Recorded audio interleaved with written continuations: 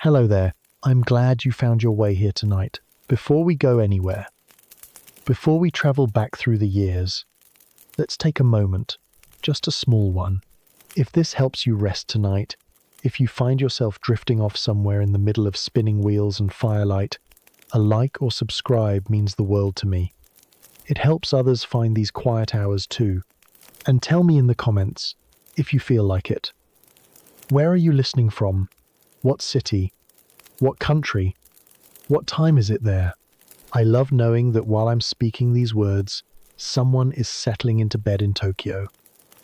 Someone is watching rain fall in Dublin. Someone is pulling a blanket up under their chin in a small town in Minnesota whose name I'll never know. Wherever you are, you're welcome here. Now, dim your lights if you haven't already. Adjust your pillow. Find that perfect spot where your head feels cradled. Let your shoulders drop. They've been holding tension you didn't even notice. Let them fall. Take a slow breath in and let it go. Good. That's all you need to do. Just breathe. Just listen. I'll take care of the rest. Tonight we're going somewhere quiet. Somewhere that smells of wood smoke and fresh bread. Somewhere that your great-great-great-grandmother might have known. We're going to step into the daily life of a woman in early 1800s America. Not the grand houses of history books, not the ballrooms and battlefields. Just a farmhouse. Just a kitchen. Just the ordinary, extraordinary work of keeping a family alive. We'll walk slowly. There's no rush. Some of what we see will surprise you. Some of it will make you grateful for the simple things you take for granted. A faucet, a thermostat, a washing machine humming in another room. But we're not here to judge the past or praise the present. We're just here to see, to remember, to honor the women whose names appear in no history books, but whose hands built the world that eventually became ours. So close your eyes if they're heavy, or let them rest on some quiet point in your room. I'll paint the pictures. You just drift. And let's begin.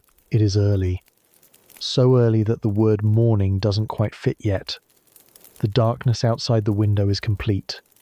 No streetlights, no headlights passing on some distant road.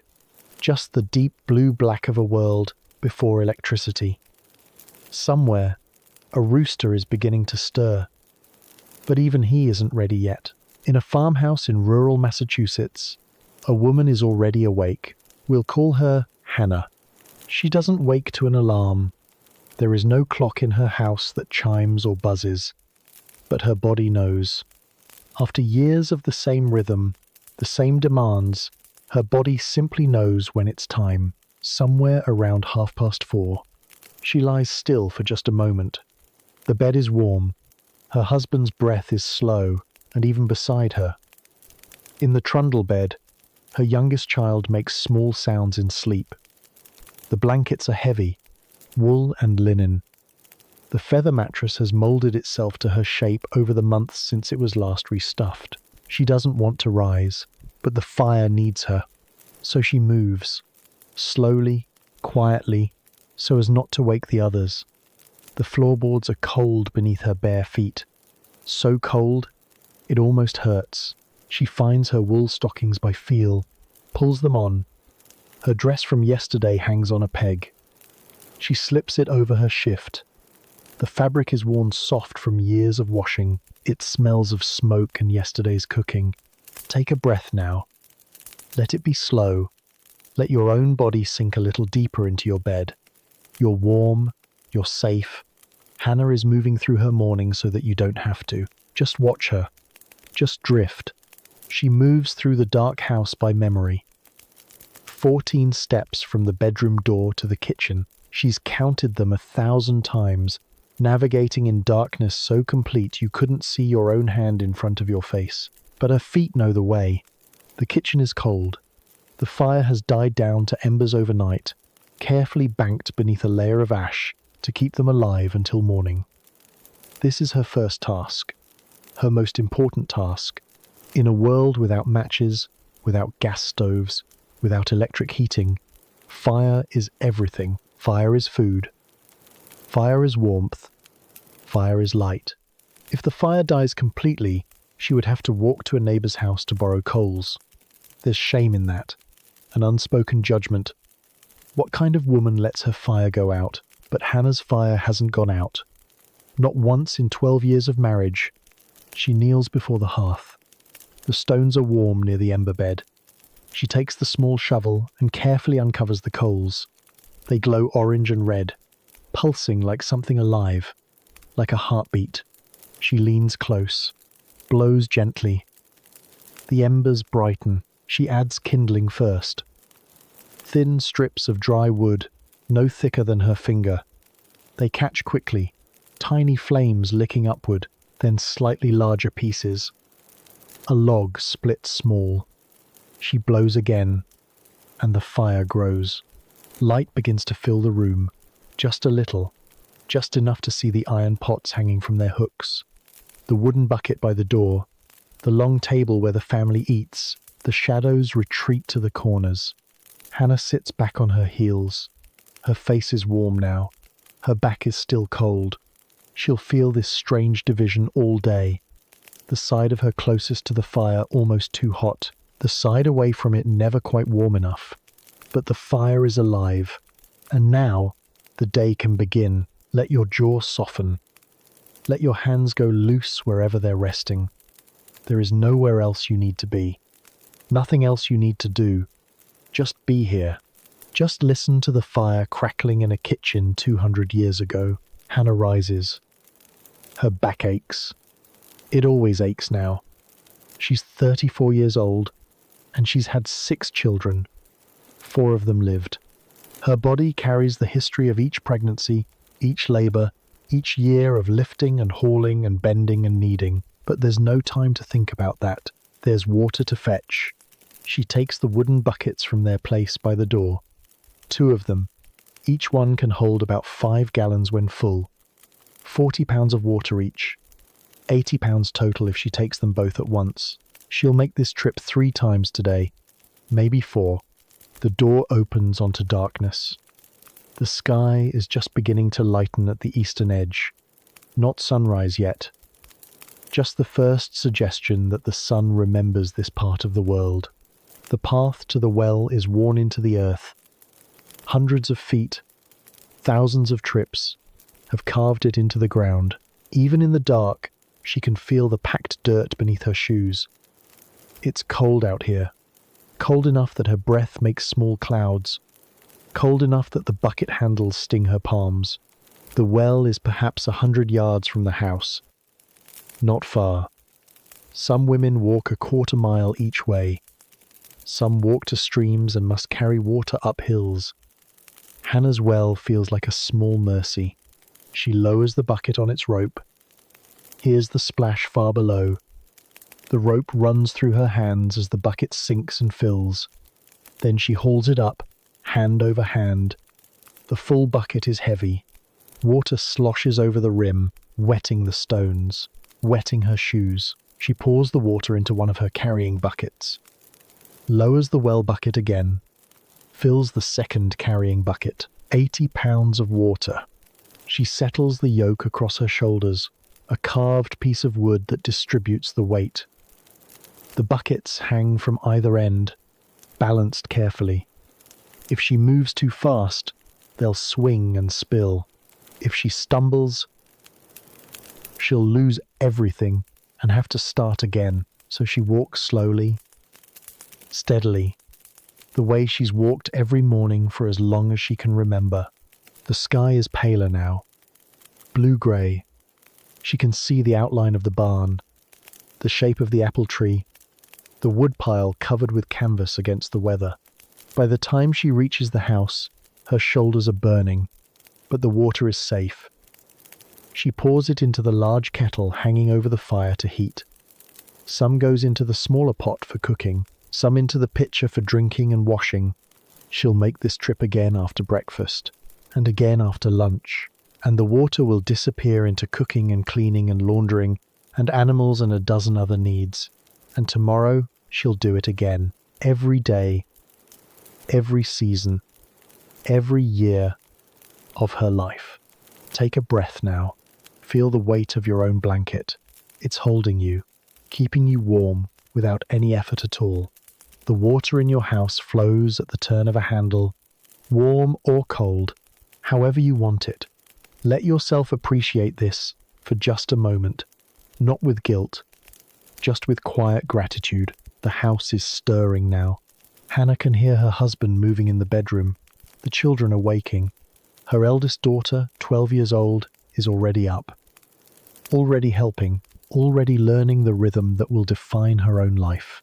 The fire is burning well now. The water is heating, and Hannah begins to make breakfast. This, too, is more complicated than we can easily imagine. There is no refrigerator, no pantry full of boxes and cans. There is only what Hannah has preserved, grown, or traded for, and breakfast must be made from whatever is available in this particular week, this particular season. This morning it will be cornmeal mush, the most common breakfast in early American farmhouses. Hannah takes the wooden bowl of cornmeal from its shelf. She's ground this herself at the mill 3 miles away, her portion taken from the sack of dried corn stored in the corner of the kitchen. The water is warm now. She ladles some into a pot, adds salt, stirs in the cornmeal slowly, to avoid lumps. The mixture begins to thicken. It has to cook a long time, an hour, maybe more. She stirs it regularly, her arm moving in the same circular motion over and over. If she stops, it will stick to the pot, burn on the bottom, be ruined. So she stirs. And while she stirs, she directs her daughter, "Get the bowls, set the table, wake your brothers." The kitchen fills with the smell of cooking grain. Simple, warm, filling. If there's milk, she'll pour a little over each bowl. The family has a cow, so there is usually milk. But someone has to milk the cow first. That's her husband's task this morning, or her eldest son's. She can hear them in the barn now, the low sounds of man and animal beginning the day together. If there's honey or molasses, there might be a small drizzle of sweetness on top. Not much. Sweeteners are precious. If there are eggs, there might be 1 or 2 fried in the pan. But eggs are for selling as often as eating. Every choice is an economic calculation. The children gather around the table, sleepy faces, uncombed hair. They eat quickly. The boys need to get to work. There are animals to tend, wood to chop, 1,000 tasks, waiting.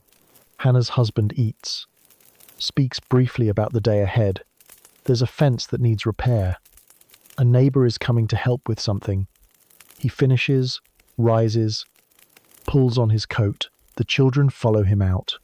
And Hannah is left with the dishes, the pots, the cornmeal crusted on the sides of the kettle, the fire that needs another log. She has perhaps 16 hours of work ahead of her before she can sleep again. But you don't have to stay awake for all of it. If your eyes are heavy, let them close. I'll keep talking. I'll keep you company. And if you drift off somewhere between the breakfast dishes and the midday meal, that's exactly as it should be. Let your body grow heavy. Let the images settle behind your eyes. We're going to stay with Hannah a while longer. We're going to watch her hands as they work, her feet as they move across the kitchen floor.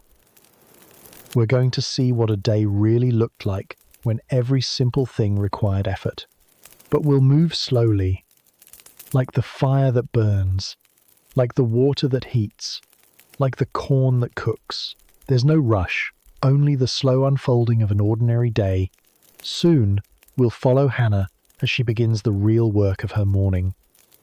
The textile work that consumed more of women's time than almost anything else. The spinning and weaving and sewing that turned raw fiber into the clothes on her family's backs. But not yet. For now, let these images settle. The dark kitchen before dawn, the glow of banked embers, the weight of water carried home through the cold. Feel the weight of your blanket. It is holding you. There is nowhere else you need to be. Breathe and let yourself drift. I'll still be here. The fire is burning well now. The breakfast dishes are cleared. The morning light comes stronger through the small windows, casting long rectangles of pale gold across the wooden floor. Dust motes drift in these shafts of light, suspended, unhurried. Hannah wipes her hands on her apron. Her red, rough hands, chapped from water and lye and cold. There's a callus on her right thumb, thick and yellow, from years of spinning. Her nails are short, worn down by work. No one in this time has heard of hand cream, of manicures. These are working hands. They tell the story of a life. The fire behind her pops and crackles. She adds another log. The wood is oak, split and dried since last winter. Her husband and sons spent weeks cutting and stacking it. 40 cords for the year, maybe more. A cord of wood is a stack 4 feet high, 4 feet wide, and 8 feet long. Try to picture 40 of those stacks.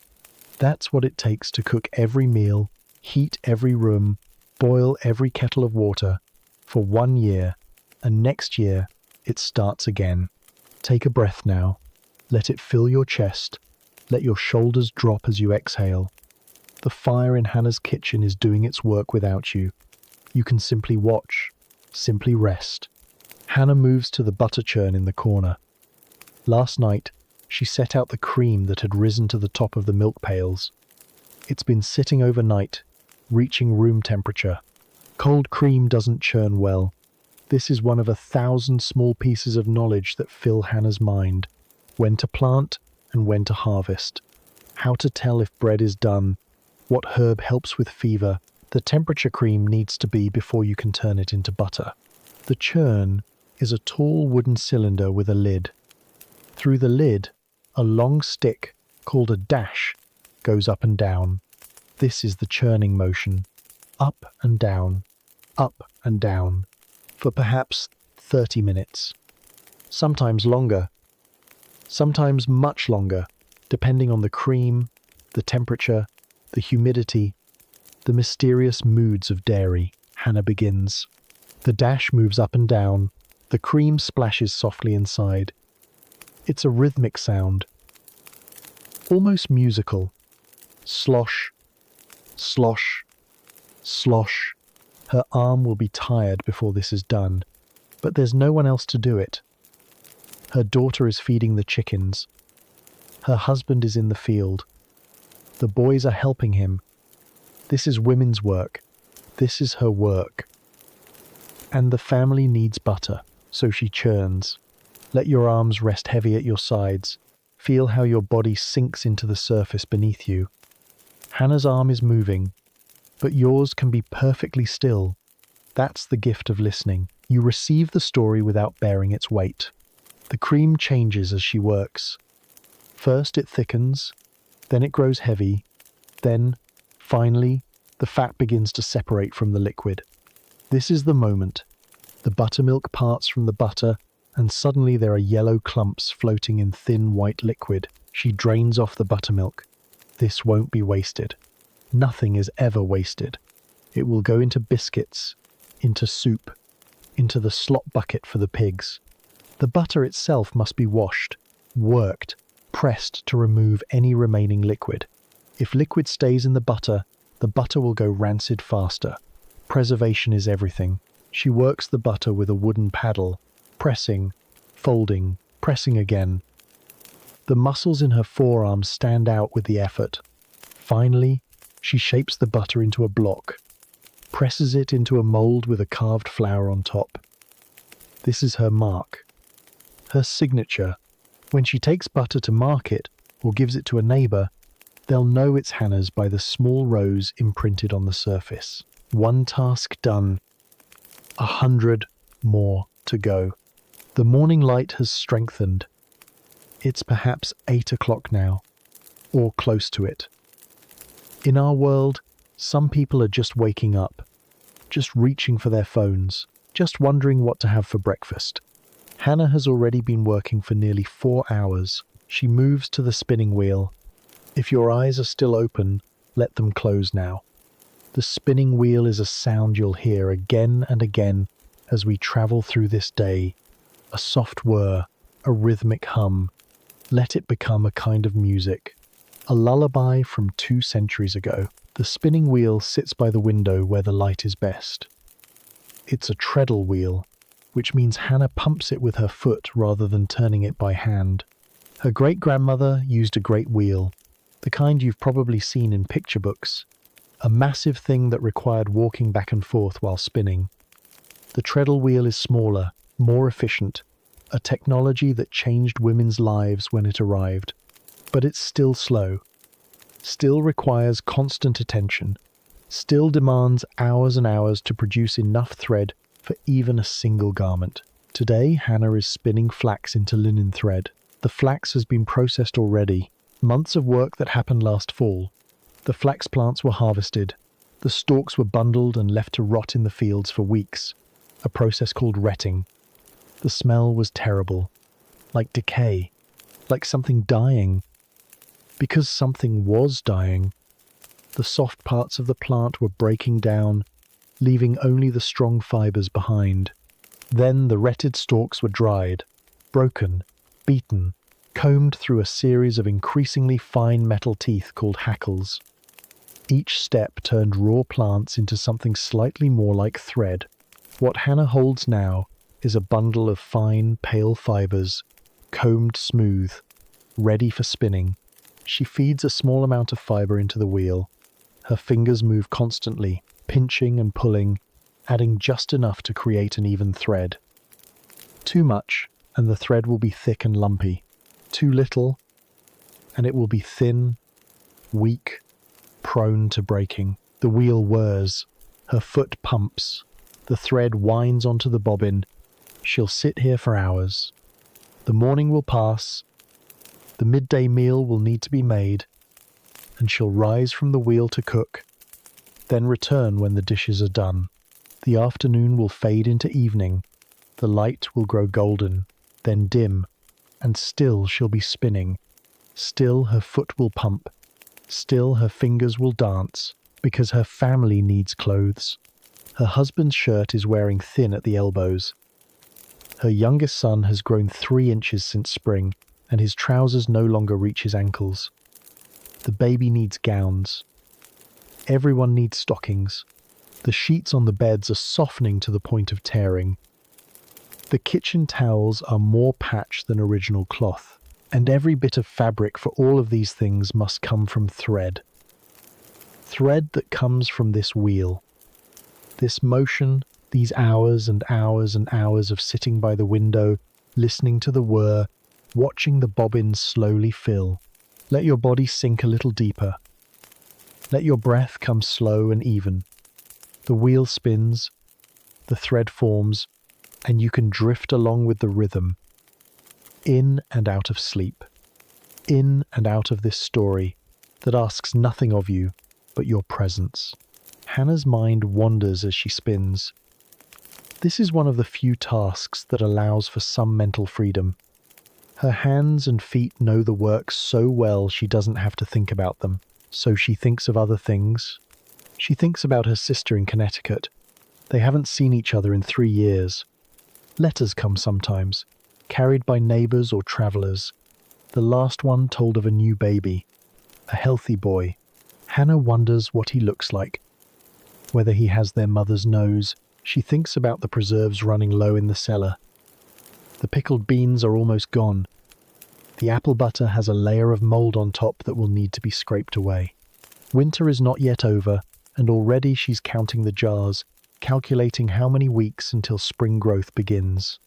She thinks about God, about the sermon last Sunday, about the state of her soul, whether she's been kind enough, patient enough, faithful enough. There will be a prayer meeting on Thursday. She hopes she can go. She hopes the weather holds. She thinks about nothing. Sometimes the wheel spins and her mind empties, and there's only the motion, the fiber, the thread, the window with its view of bare trees against a grey sky. This is meditation, though she wouldn't call it that. This is presence, though she's never heard the word used in such a way. This is simply work, and work is her life. The wheel whirs. The thread forms, and the morning passes. Midday comes with a shift in light. The sun, if there is sun, has climbed as high as it will go and begun its slow descent. Hannah's back aches from sitting. Her fingers are sore from the fine work. She rises, stretches, and begins preparing the noon meal. This is the main meal of the day. Dinner, they call it. Supper, later, will be lighter. But dinner requires effort. Today there's a pot of soup that's been simmering since yesterday. Bones and vegetables and herbs. The smell fills the kitchen, rich and warm. Hannah adds more water, stirs, tastes, adds salt. There's bread from bake day, 2 days ago. Not fresh, but not yet stale. She slices it thick, sets it on the table. There might be cheese if the family has been making it. There might be pie left over from Sunday. There might be pickled cucumbers or sauerkraut from the barrel in the cellar. Whatever there is, she sets it out. The table fills with small dishes. Nothing fancy, nothing elaborate, just food.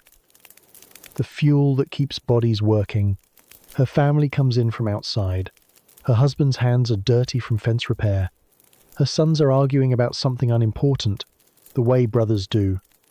Her daughter has a basket of eggs. 5 today, not many, but enough. They sit. They bow their heads. Hannah's husband says a blessing. Thanks for the food. Thanks for the health. Thanks for the work and the hands to do it. They eat. The soup is good. Warming. Filling. The bread soaks up the broth. The conversation is sparse. Everyone is tired. Everyone has more work ahead. Eating is efficient, not leisurely. When they're done, they rise. The men go back outside. The daughter stays to help with dishes. Hannah looks at the pots, the bowls, the spoons, the table covered with crumbs. Another mess. Another hour of cleaning. And then the spinning again. And then the preparation for supper. And then the mending by firelight. And then sleep. And then morning again. And morning.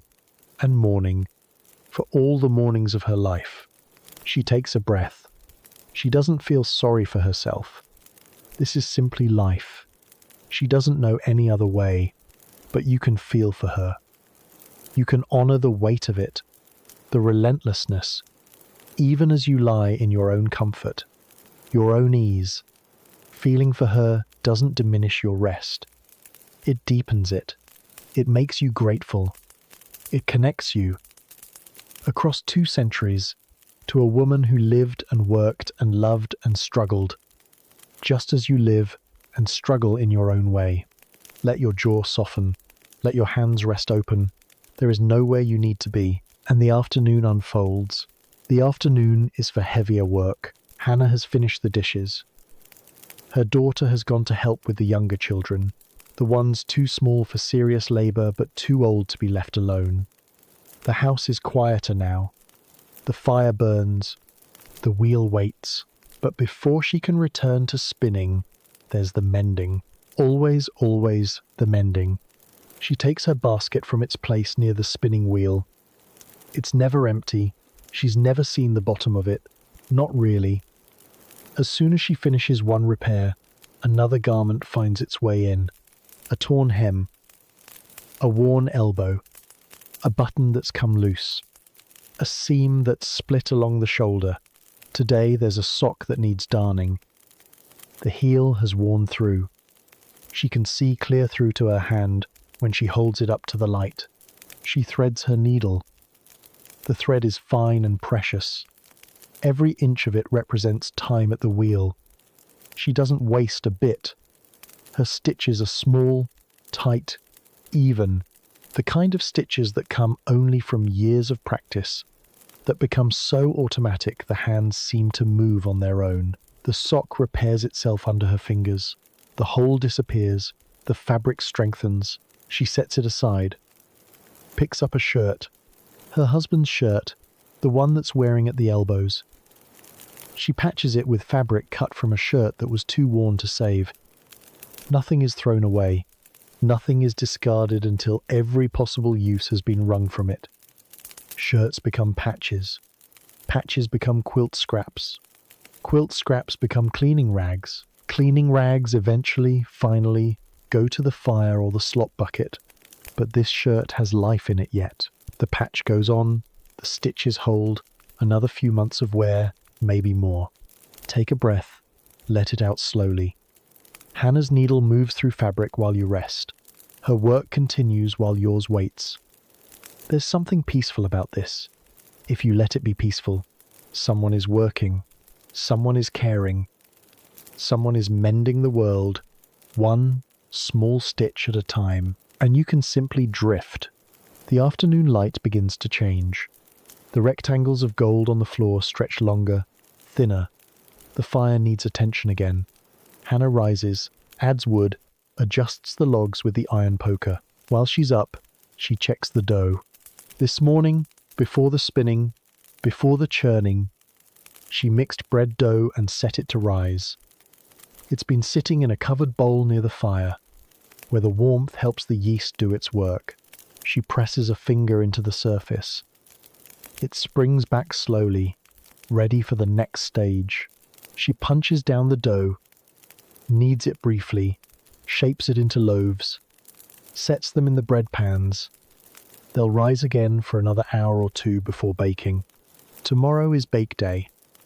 She'll heat the bread oven in the wall, beside the main hearth.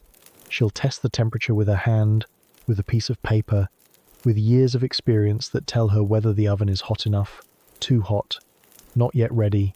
She'll slide the loaves in, watch, wait, pull them out when they're golden and hollow sounding. But that's tomorrow. Today she just shapes and sets aside, prepares for what's coming. This is how her days work. Everything overlapping, everything leading to something else.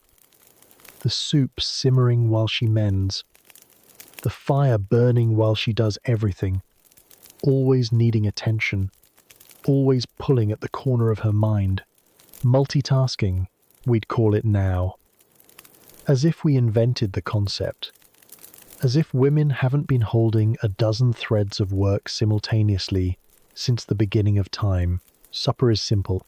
The leftover soup, the last of the bread, maybe a bit of cheese. The family gathers again, tired now, the day's work mostly done. The children are quieter, even the boys, who were arguing at dinner, eat in silence. The fire has been built up for evening. It's the warmest it will be all day, and the family gathers close. Outside, the darkness is complete. No streetlights, no neighbors' windows glowing, just stars, if the sky is clear, and the vast quiet of rural night. After supper, the family stays together in the main room. Hannah brings out her knitting. Her husband reads from the Bible, his voice low and steady. The children listen, or pretend to listen, their eyes growing heavy.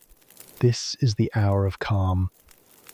The small window of rest between the labour of the day and the labour of tomorrow. Hannah's needles click softly. She's making stockings. Always stockings. Everyone needs stockings. And stockings wear out faster than almost anything. The heels especially. The toes. She's made hundreds of pairs in her lifetime. She'll make hundreds more. But there's something pleasant about this work. The rhythm of it. The simplicity. The warmth of the fire on her face. Her family around her. The voice of her husband reading words that his father read to him. That his father's father read, back and back through generations of quiet evenings. Let your body grow heavy. Let your eyes close if they haven't already. The fire crackles. The needles click. The voice reads on. This is the world before electricity, before television, before phones and screens and the endless scroll of information. This is a world where evening meant gathering together, where entertainment was a voice reading aloud, a song sung around the hearth, a story passed from memory to memory. It's easy to romanticize this, to imagine it was better, simpler, more connected than our scattered modern lives, and in some ways, maybe it was. But it's also important to remember Hannah's back aches, her hands are sore. She's been awake since before dawn. She'll be awake until after the children are in bed. The fire is banked. The morning's tasks are prepared. She doesn't choose this gathering. She can't scroll away. She can't put on headphones and disappear into her own world. She's here because here is the only place to be. Freedom and constraint, connection and confinement. They live together. Always, in every era. We don't have to judge. We just have to see. The children are sent to bed. The youngest first, carried to the trundle bed in the corner. Then the older ones, climbing the ladder to the loft, where they sleep together for warmth. Hannah and her husband sit alone by the fire. The house grows quiet. The flames die down to embers. They speak a little. About tomorrow. About the fence that still needs work. About the neighbour's cow that's gone dry. The small concerns of a small life that nonetheless feels as vast and important as any life feels from the inside. Then they, too, rise. They, too, prepare for bed. Hannah banks the fire, covers the embers with ash to preserve them for morning, checks the door, checks the shutters, makes sure the water bucket is full. She undresses in the cold bedroom.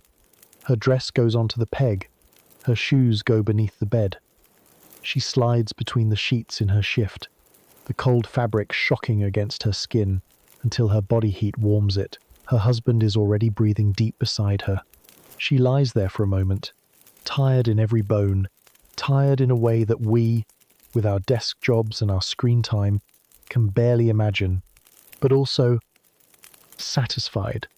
In some deep way, satisfied. The family is fed. The family is warm. The thread is spun. The bread is rising. Tomorrow, she'll do it all again. This is her life. These are her days. And despite everything, despite the aching back and the sore hands and the endless work, there is something that might be called contentment, something that might be called home. She closes her eyes. She sleeps. And you can sleep too. Soon we'll follow Hannah into the deeper work of her week. The laundry that turns Monday into the hardest day. The baking that fills Tuesday with the smell of bread. The great textile tasks that consume months of labour for a single bolt of cloth. But not yet. For now, let these images settle.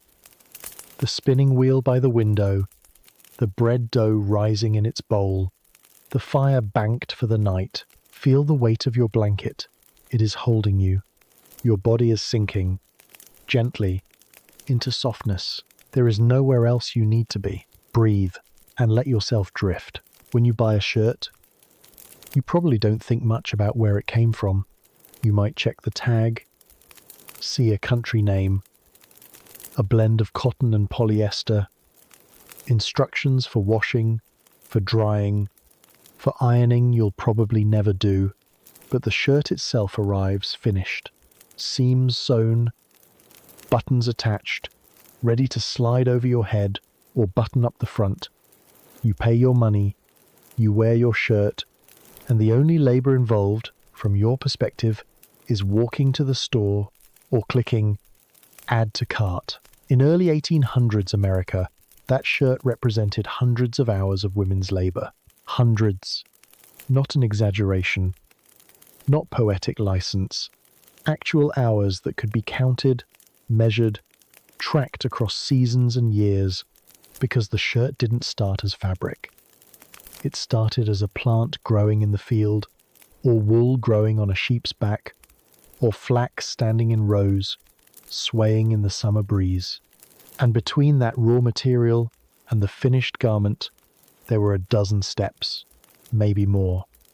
Each one requiring skill, each one requiring time, each one performed by hands like Hannah's, rough and tired and never quite still. Tonight, let's follow that thread.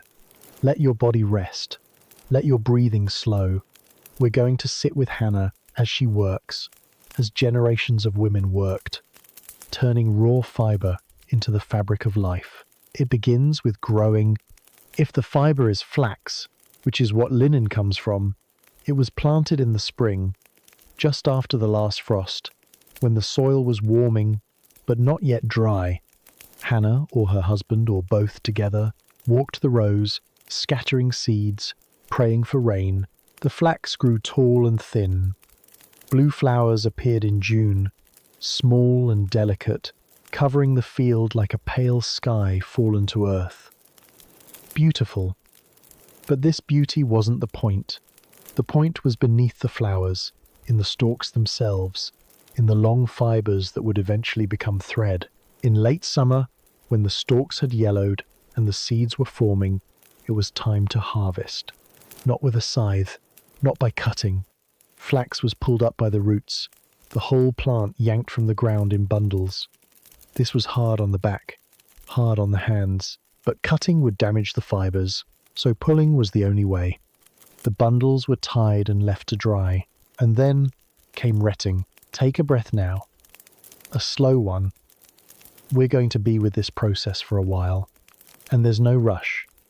The flax will ret whether you're awake or asleep. Just drift. Retting is a form of controlled rotting. The flax bundles were spread in the field, or submerged in a pond or stream, and left there for days, sometimes weeks. The soft parts of the plant, the parts that weren't fiber, began to break down. Bacteria ate away at the pectin, holding the fibers to the woody core. The smell was terrible, like decay, like something dying. Because something was dying, the plant was decomposing, there in the field, while Hannah checked on it daily, testing the stalks, waiting for the moment when the fibers separated easily, but hadn't been weakened by too much rotting. Too little time, and the fibers would cling to the stalks. Too much, and they'd be ruined. This was knowledge passed from mother to daughter, from neighbour to neighbour. The feel of the fiber between your fingers. The way it released when you bent the stalk. Experience was everything. When the retting was done, the bundles were collected and dried again. Then the real processing began. Breaking came first. The stalks were placed on a wooden device, a simple machine called a break, and crushed. The woody core shattered while the flexible fibers survived. This was loud, physical work. The crack of breaking stalks, the dust rising, the shower of fragments covering clothes and hair and skin. Hannah's arms ached from this. Her lungs filled with dust. Her eyes watered. But there was no alternative. After breaking came scutching. The broken stalks were beaten with a wooden blade, knocking away more of the woody bits, separating fiber from waste. More dust, more effort, more hours, then hackling. The fibers were pulled through a series of combs, each one finer than the last. This aligned the fibers and removed any remaining debris. The fine, shining strands that emerged were called line, the best fiber, used for good cloth. The shorter, tangled bits were called tow, used for rougher fabric, for rope, for less important things. By the time the hackling was done, what had been plants in a field were now soft bundles of fiber, ready for spinning. But getting to this point had taken weeks, weeks of Hannah's time, weeks of labour, and the spinning hadn't even begun. Let your jaw soften. Let your hands go loose. We're going to sit with Hannah now, at the spinning wheel, as she turns fibre into thread. This is the sound that filled homes for millennia, the gentle whir, the rhythmic hum. Let it become a kind of lullaby. The spinning wheel is a simple machine with a complex purpose. At its heart is a wheel that turns a spindle. The spindle twists the fibre, turning loose fluff into tight thread. The spinner's job is to control how much fibre feeds onto the spindle, keeping the thread even, consistent, strong. It sounds simple. It takes years to master. Hannah's hands move constantly as she spins. Her right hand draws out the fiber, stretching it thin. Her left hand guides it toward the spindle. Her foot pumps the treadle, keeping the wheel turning. Every part of her body is engaged. Every movement must coordinate with every other movement. Too much fiber and the thread is thick, lumpy. Too little and it's thin, weak. Too much twist and it kinks, tangles. Too little and it falls apart. The perfect thread exists in a narrow range, and Hannah has spent decades learning to find it by feel. She doesn't think about what her hands are doing. They know. Her body knows. The rhythm is in her blood. How long does it take to spin enough thread for a shirt? Let's calculate. A shirt might require 2 yards of fabric. Fabric is woven from thread, both lengthwise, the warp, and crosswise, the weft. For a simple cloth, you might need 200 threads per inch of width. For a shirt that's 20 inches wide, that's 4,000 warp threads running the full length of the fabric. 2 yards is 72 inches, 4,000 threads, each 72 inches long.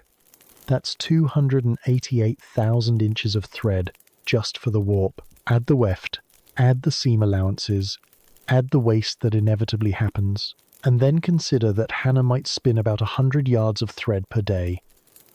A single shirt could require weeks of spinning, weeks, for one shirt, and her family needs dozens of garments each year. Can you feel the weight of this? Can you feel why the spinning wheel was always near the window, always waiting, always humming? Can you feel why women's lives were measured in thread? Let yourself breathe. Let yourself sink deeper into your bed. The thread is spun now, at least in our imagination. We're going to move on. But the wheel will keep turning. There by the window, there in the firelight, there in the quiet hours between all the other work. It was always turning. From thread, we moved to cloth, the loom. Not every household had one.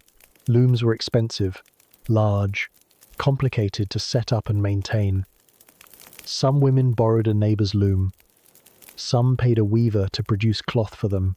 Some did without, trading for fabric at markets, or making do with rougher, simpler methods. But Hannah's family has a loom. It takes up a whole corner of the main room, a wooden frame larger than her bed, strung with threads like the strings of some great instrument. Setting up the loom is called dressing it, and it takes days. First, the warp threads, the lengthwise ones, must be measured and wound. Every thread the same length. Every thread properly tensioned. If one is too tight or too loose, the fabric will be uneven, puckered, useless. Then the threads are attached to the loom, tied to the back beam, wound forward, threaded through the heddles, which are loops that lift alternating threads to create the pattern, threaded through the reed, which keeps the threads spaced properly.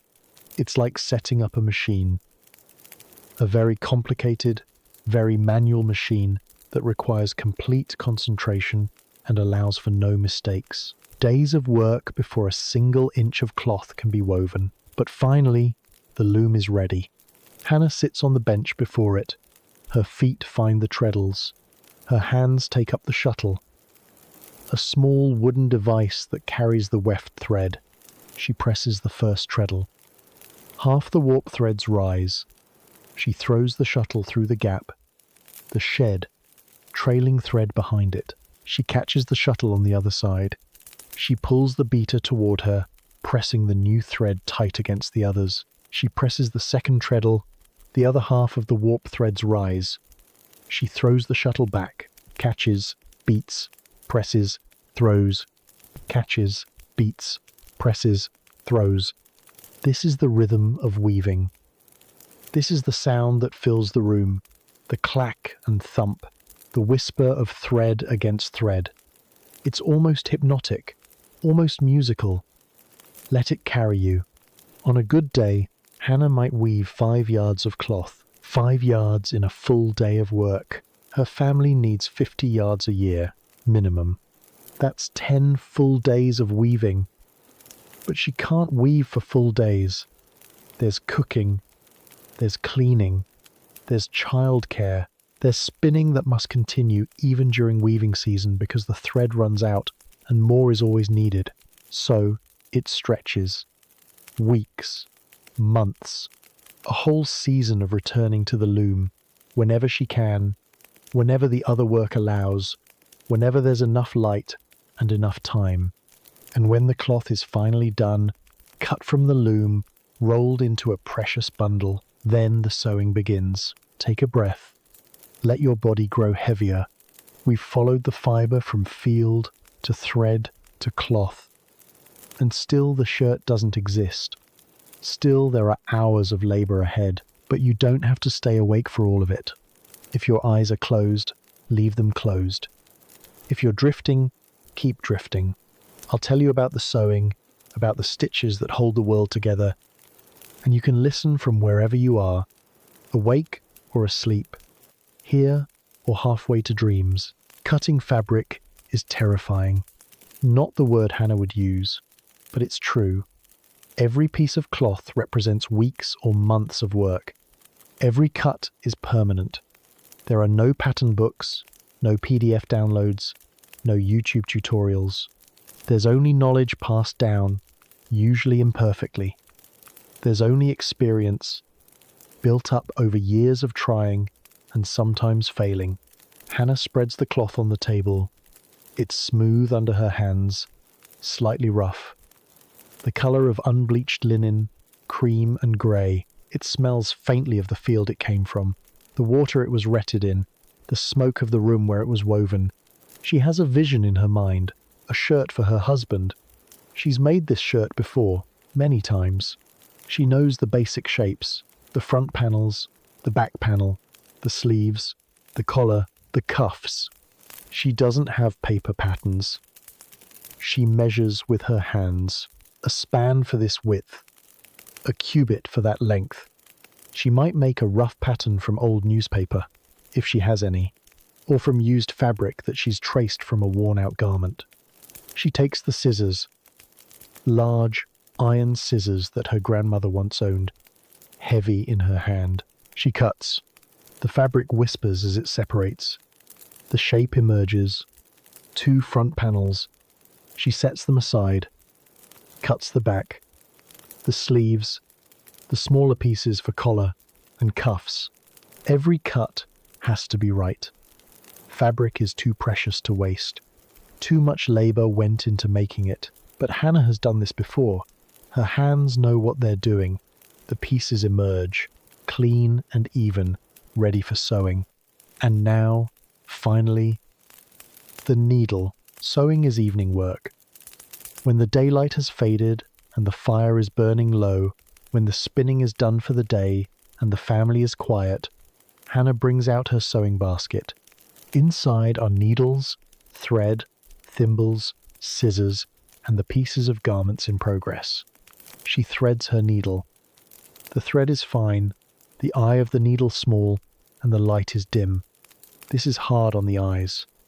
After years of this, many women's vision suffers, but there's no alternative. The sewing must be done.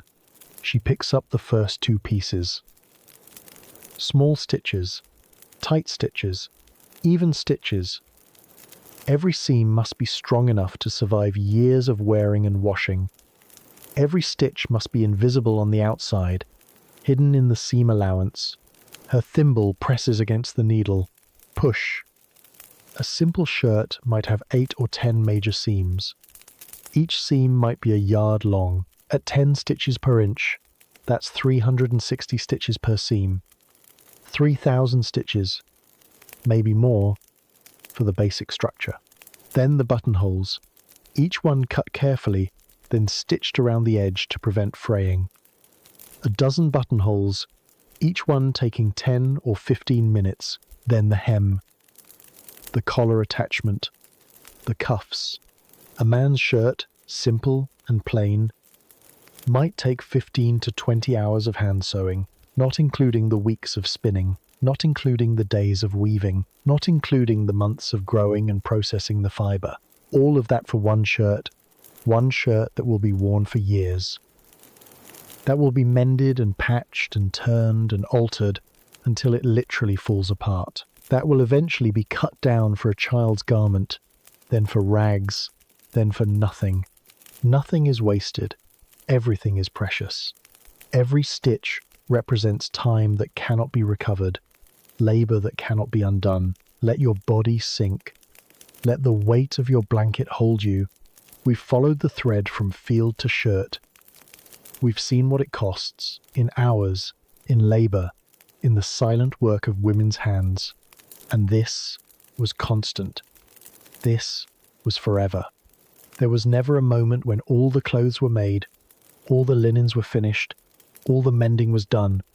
The spinning wheel was always waiting. The sewing basket was never empty. The loom stood in the corner like a reminder of work to come. This was the work that built America. Not the battles, not the debates, not the grand moments of history books.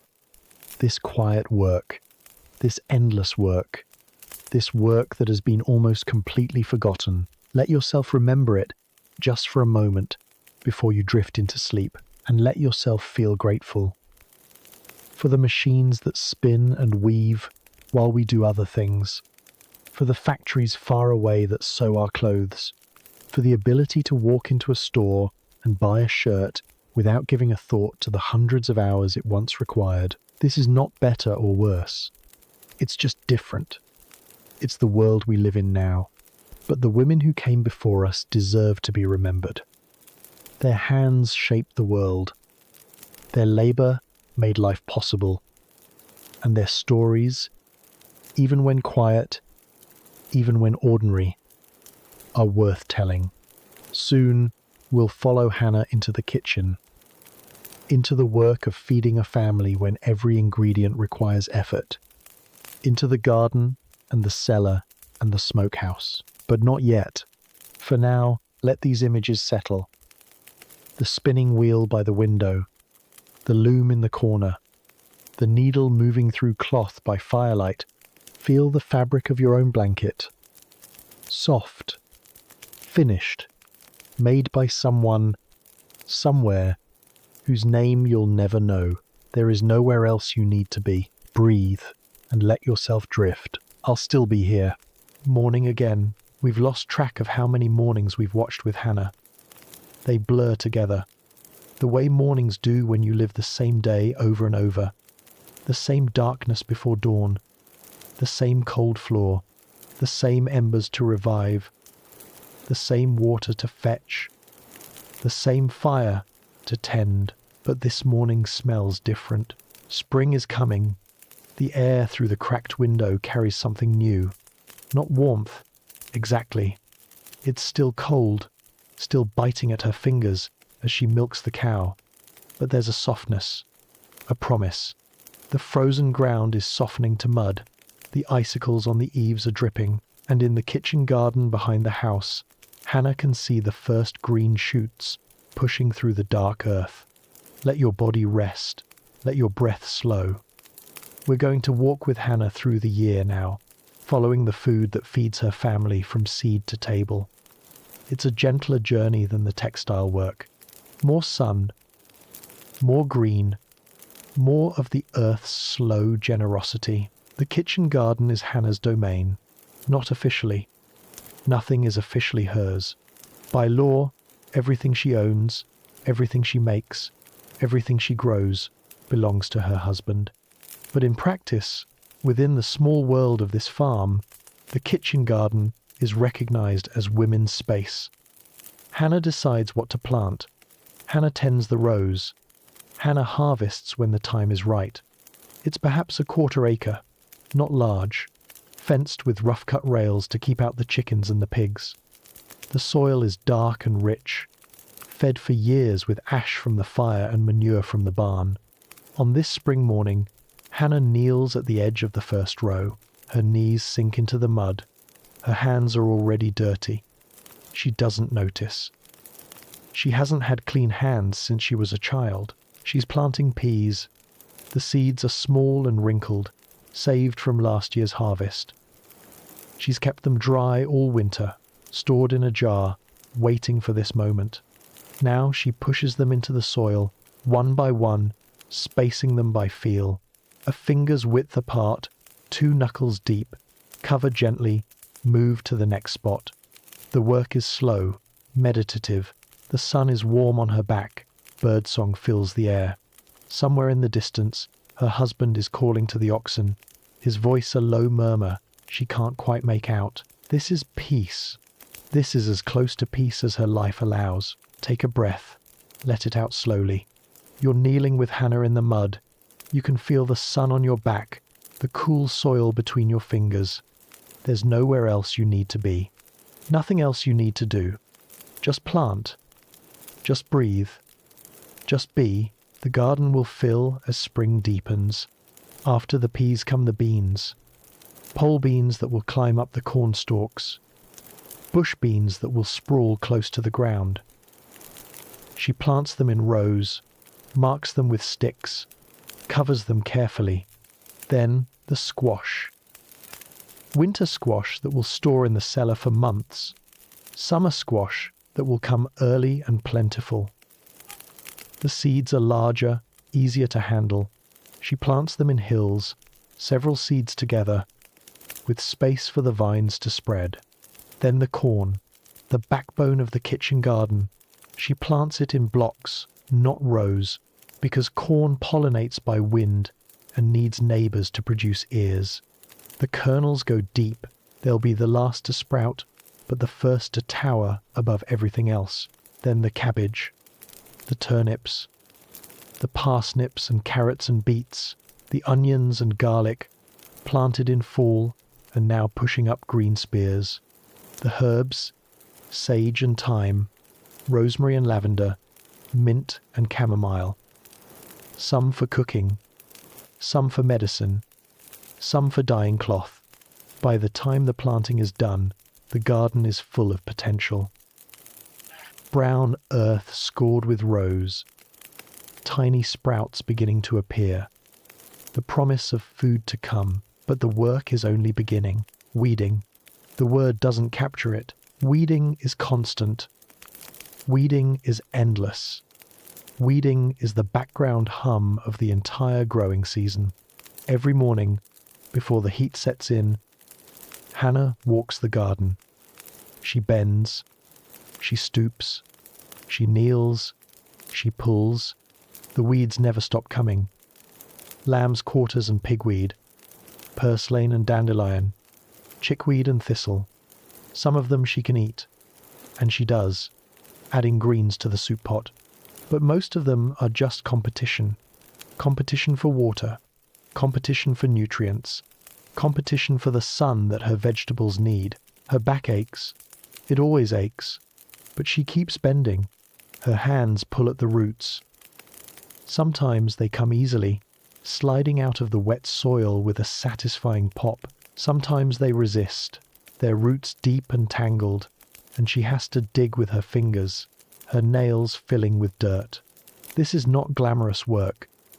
This is not the work that gets painted or remembered. This is just work. Hour after hour, day after day. The slow battle to keep the garden producing. But there's something in it too, a satisfaction. When she finishes a row and looks back, and the soil is brown and clear, and her plants stand alone and proud. There's something in that. Watering is less constant than weeding, but heavier. In dry spells, when the rain doesn't come, Hannah must carry water to the garden. The same buckets she carries to the house, the same 80 pounds on her shoulders. But now, instead of walking to the kitchen, she walks to the garden, pours the water at the base of her plants, watches it soak into the thirsty soil, goes back for more. On hot days, this might happen twice, 3 times. Her arms burn, her shoulders ache, the sun beats down, but the plants need water. Without water, the peas will wilt, the beans will drop their flowers, the corn will tassel without producing ears. All that work, all that planting, all that weeding, will be for nothing. So she carries water. Harvest comes in waves. First, the lettuce and the spring greens. Tender leaves that don't last long, that must be eaten quickly before they bolt to seed. Hannah picks them in the cool morning, dew still on the leaves, and serves them fresh at dinner. Then the peas, the pods swelling on the vine. She picks them daily, feeling for the plump seeds inside. Some she eats raw, right there in the garden, the sweetness bursting on her tongue. The rest go to the kitchen. Then the first summer squash, the green beans, the cucumbers, sudden and prolific, more than anyone can eat fresh. And here the work changes, because fresh vegetables don't last. There's no refrigerator, there's no freezer, there's only the root cellar, the drying racks, the pickle barrels, the smokehouse. If Hannah doesn't preserve the summer's abundance, her family won't eat in winter. So the preservation begins. Let your eyes close if they're still open. Let your body grow heavy. We're going to enter the world of preservation now, the constant race against rot, and you can drift with us. The smell of vinegar fills the house. Hannah is making pickles. The cucumbers are piled on the table, more than she can count. She's been picking them for days, watching them appear on the vines faster than anyone can eat them. If she doesn't pickle them now, they'll go soft. She works quickly. First, she washes them. Each cucumber scrubbed in cold water, the prickly skin rough under her fingers. She inspects each one for soft spots, for insect damage, for anything that might spoil the batch. Then she packs them in the crock, a large ceramic vessel that lives in the corner of the kitchen. She layers the cucumbers with dill, with garlic, with peppercorns and mustard seeds. Her mother's recipe, her grandmother's recipe. The same proportions, the same herbs, passed down through generations. Then the brine, water and salt and vinegar, heated until the salt dissolves, then poured over the cucumbers until they're completely submerged. This is crucial. Any cucumber above the brine will spoil, will grow mold, will contaminate the whole batch. She weighs the cucumbers down with a stone, covers the crock with cloth, sets it in the cellar. In a few weeks, the fermentation will be complete. The cucumbers will have transformed. Soft and fresh will have become sour and crunchy. The good bacteria will have done their work. The pickles will last for months, if everything goes right, if the salt is correct, and the brine is deep enough, and the temperature stays steady, and nothing gets into the crock. If there's so much that can go wrong, so many batches that have failed, the stomach-sinking moment of opening a crock and finding slime instead of pickles, the waste, the lost food, the worry about what they'll eat when winter comes. But Hannah has done this many times. Her hands know the work, and mostly, it goes right. Drying is simpler but slower. The apple trees behind the house are heavy with fruit, red and gold and green, weighing the branches down. Hannah picks them with her children, filling baskets, carrying them to the kitchen in an endless parade. Some will go to the cellar, laid on straw, checked weekly for rot. They'll last until December, maybe January, if the weather cooperates. But most will be dried. She slices them thin, paper thin. Her knife is sharp, worn down from years of sharpening. The slices fall in circles, pale flesh with the thin line of peel around the edge. She strings them on thread, long strings of apple slices, draped over racks near the fire, near the window, anywhere the air can circulate. Days pass. The apples shrivel. The moisture leaves them. They become leathery, sweet, concentrated. In winter, they'll be reconstituted in water for pies. They'll be eaten as snacks, chewy and flavorful. They'll sustain, the same with peas, the same with beans. The pods are left on the vines until they dry and rattle. Then they're picked, shelled, stored in jars. In winter, they'll be soaked, and cooked into soups and stews. The same with herbs. Bundled and hung from the rafters, the kitchen becomes fragrant with sage and thyme, with lavender and chamomile. They'll flavor the winter's food. They'll make teas for sore throats and troubled sleep. Everything that can be dried is dried. The house fills with the abundance of summer, hanging and stacked and stored. Waiting for the cold, the root cellar is cool and dark. Hannah walks down the stone steps, a candle in her hand. The flame flickers, casting shadows on the shelves that line the walls. The smell is earthy, vegetable, tinged with the sharp scent of apples and the sweetness of root vegetables. This is where winter lives. The turnips and carrots are buried in sand. The sand keeps them moist, keeps them from shriveling, preserves them through the months ahead. She can reach into the sand and pull out a carrot as fresh as the day it was dug, weeks or months later. The cabbages hang from the ceiling, their outer leaves removed, their pale hearts intact. They'll last until midwinter, maybe longer. The pumpkins and squash are arranged on shelves, orange and yellow and green, each one chosen for its perfect skin, its lack of blemishes that might let rot in. The potatoes are in barrels, the apples in boxes, the onions in braids. Every week, Hannah comes down here.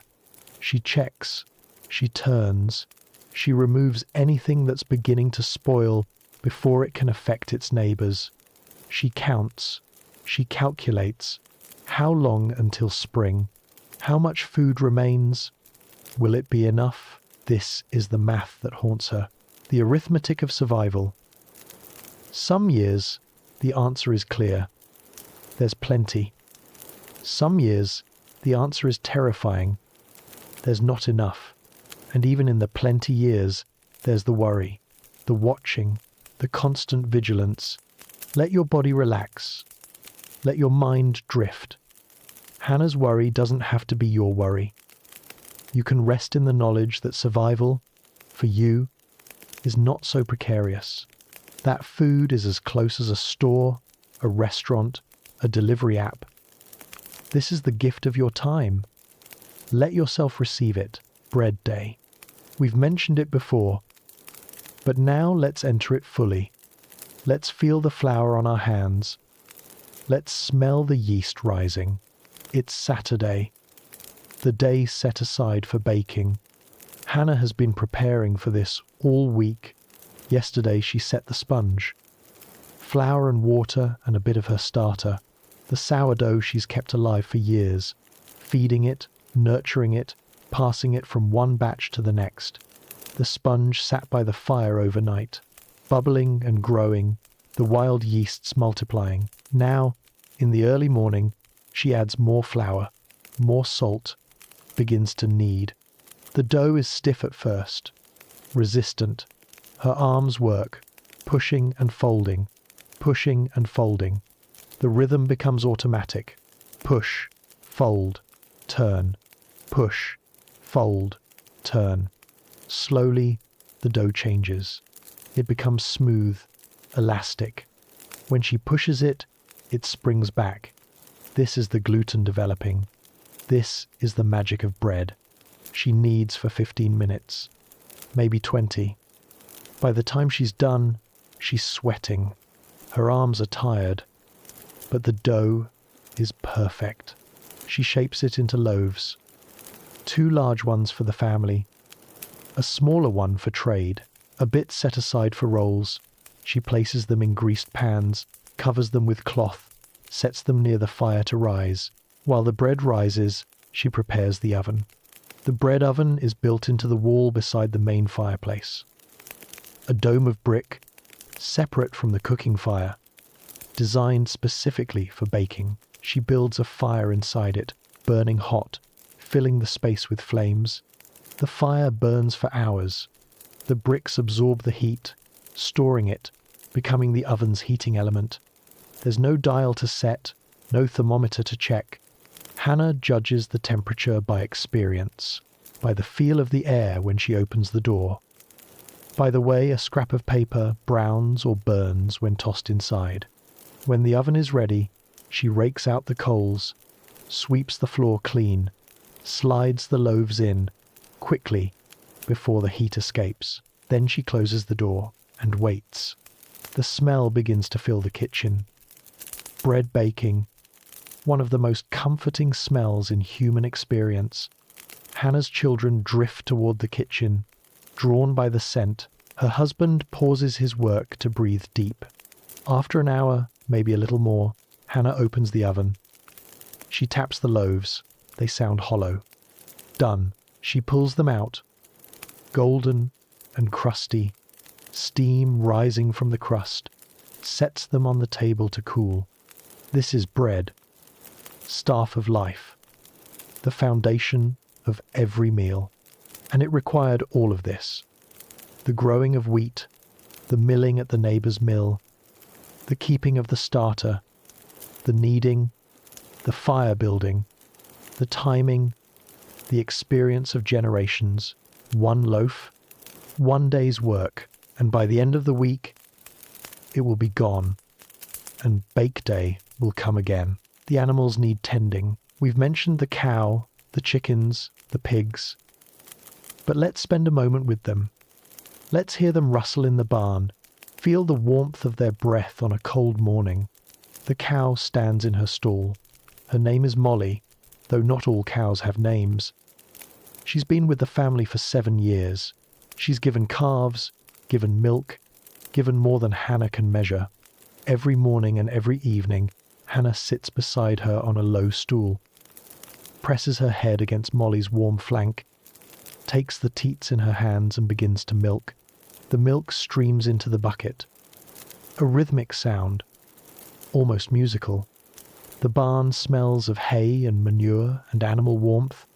It's not pleasant, exactly, but it's familiar, comforting in its own way. The milk will be carried to the kitchen, strained through cloth, set in shallow pans for the cream to rise.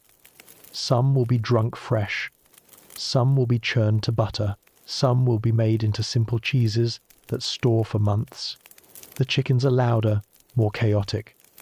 They rush toward Hannah when she enters the coop, expecting feed. She scatters grain, watches them peck and squabble, collects the eggs from the nesting boxes. Some are still warm. The pigs are easiest. They eat anything. The slops from the kitchen, the whey from cheese making, the vegetable scraps too tough for human mouths. They grow fat on the family's waste, converting it to meat that will sustain them through winter.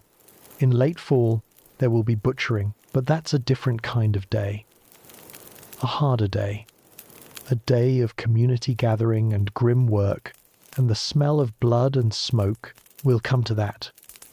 But not yet. For now, the animals are alive. The barn is warm.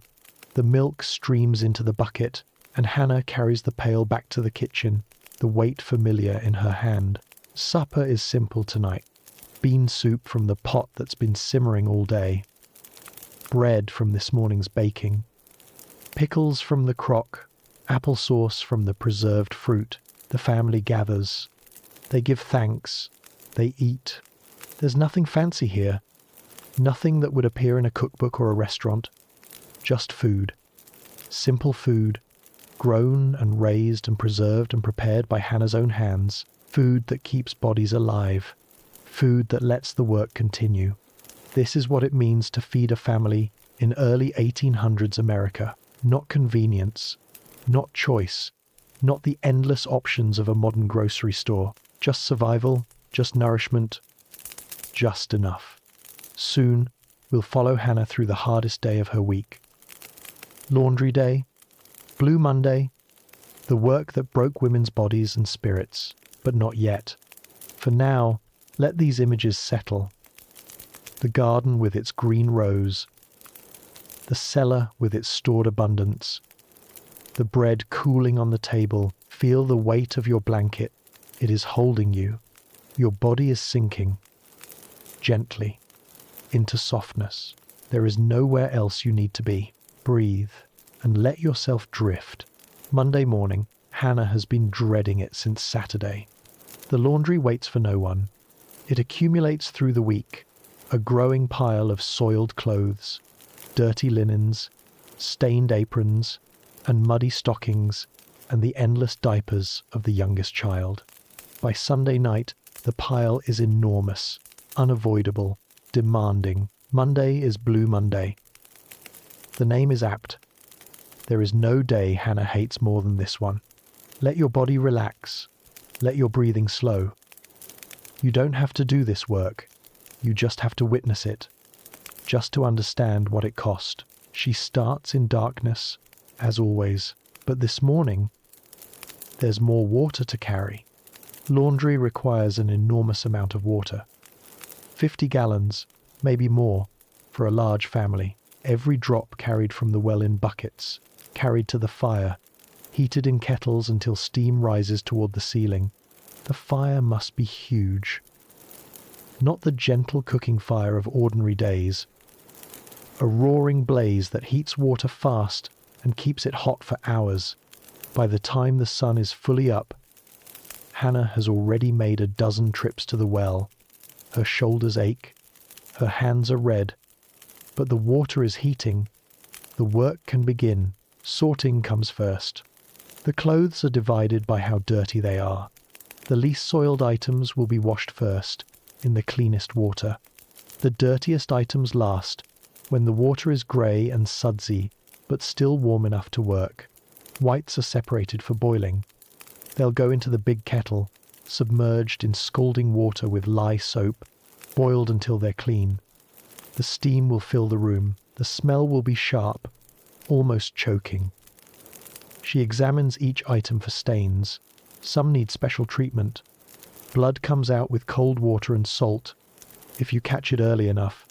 Grease needs soap and scrubbing before the main wash. Set-in stains may need to soak overnight in special solutions. The sorting takes an hour, maybe more. The washing begins. Hannah takes the first items to the washboard. The washboard is a simple tool. A corrugated surface, ridged and rough, set at an angle in a wooden frame. You rub the clothes against it, the ridges creating friction, loosening the dirt. It sounds simple, it's exhausting. Each item must be rubbed, both sides, every inch of fabric. The motion is repetitive, relentless. Push down, rub, lift, turn, push down, rub. The corrugated surface is hard on the knuckles. The lye soap stings the skin. Within an hour, Hannah's hands are raw. She doesn't stop. The first items are rinsed, wrung out, set aside. The next items go to the washboard, rub, rinse, wring, again. The water in the tub grows grey, soapy, cold as the heat dissipates. She empties it, carries more water, heats it again. Hours pass. Her back screams from bending over the tub. Her arms ache from wringing. Her hands are cracked and bleeding at the knuckles. The skin split by the combination of hot water and harsh soap and constant friction. But the laundry pile shrinks. The clean pile grows. Take a breath. Let it out slowly. You are lying in clean sheets. Someone washed them. Maybe you, in a machine that tumbled and spun while you did other things. Maybe someone you've never met, in a commercial laundry far away. However it happened, you didn't rub them against a washboard until your knuckles bled. You didn't carry 50 gallons of water from a well. You didn't stand over a steaming kettle until your face was slick with sweat. This is the gift of your time. Let yourself receive it. The whites go in the kettle. Hannah lifts them with a long wooden paddle, like a canoe paddle, made specifically for this purpose. The water is boiling. Steam billows. She submerges the sheets, the undergarments, the white shirts, pushing them down, stirring them, making sure every inch is touched by the scalding water. This is how you kill lice, how you destroy bedbugs, how you bleach stains that nothing else will touch. The boiling water is purification, transformation, but it's also dangerous. The steam burns, the water splashes. Every year, women are scalded by laundry water. Some die. It's not a dramatic death, not the kind that gets remembered, but it happens. The pot tips, the paddle slips, the water finds flesh. Hannah is careful. She's always careful. But the fear is there, underneath. The knowledge that this work can kill you if you're not paying attention. The whites boil for an hour. Then she lifts them out, still with the paddle, careful, careful. Drops them into the rinse water, stirs them, wrings them. Rinsing is its own ordeal. Soap must come out of the fabric. If soap remains, it will irritate skin, attract dirt, make the clothes dingy and grey. So the rinsing is thorough. Multiple changes of water, more carrying, more heating, more wringing. Hannah's arms tremble with exhaustion, but she keeps going. There's a rhythm to it now. The worst of the washing is done. The rinsing is mechanical, repetitive, almost soothing. Push, rinse, wring. Push, rinse, wring. Her mind drifts. She thinks about the bread she'll make tomorrow, about the letter she wants to write to her sister, about the dress she's planning for her daughter, the one that will need new sleeves soon because the girl keeps growing. The work continues without her attention. This is the strange gift of repetitive labor. The body takes over. The mind goes elsewhere. It's meditation of a sort. Not peaceful, exactly, but something. Hanging the laundry. If the weather is good, the clothes go outside. Hannah strings lines between the house and the barn. Rope stretched tight, waiting for the wet fabric. She carries the basket to the yard, pins each item carefully. The sheets billow in the breeze like sails. The shirts hang limp, arms reaching toward the ground. The stockings look lonely, paired and pinned by the toes. The sun is warm, the air is fresh. For a moment, just a moment, the work almost feels pleasant. The colors of the clothes against the blue sky, the smell of clean fabric, the sense of accomplishment. But the moment passes. There's more work to do.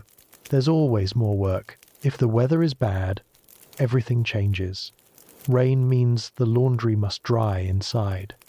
Wet fabric hangs from every available surface, from lines strung across the kitchen, from the backs of chairs, from the edges of the bed. The house becomes a cave of damp cloth. The air grows humid, hard to breathe. The fire must burn hotter to speed the drying, and the smoke mingles with the moisture, leaving everything smelling of both. It can take days for clothes to dry inside. Days of navigating around hanging fabric, days of damp and chill, and the constant reminder that the laundry is not finished. Not really, until everything is dry and folded and put away.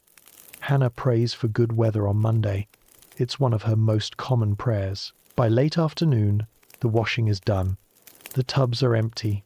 The water has been dumped. The soap has been put away. The fire has been allowed to die down to normal cooking levels. Hannah's hands are raw. Her back is a single continuous ache. Her arms feel like they might fall off if she lifts them one more time. But she lifts them anyway. Because dinner must be made. Because children must be fed. Because the work never ends.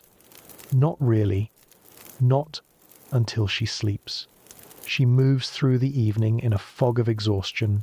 Soup from yesterday, bread from Saturday, simple food, easy food, because there's nothing left in her for complexity. The family eats. The children go to bed.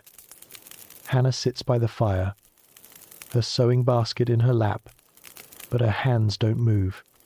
She just sits, staring at the flames. Her husband says something. She doesn't hear it. He says it again. She looks up, tired. She nods. There's nothing else to say.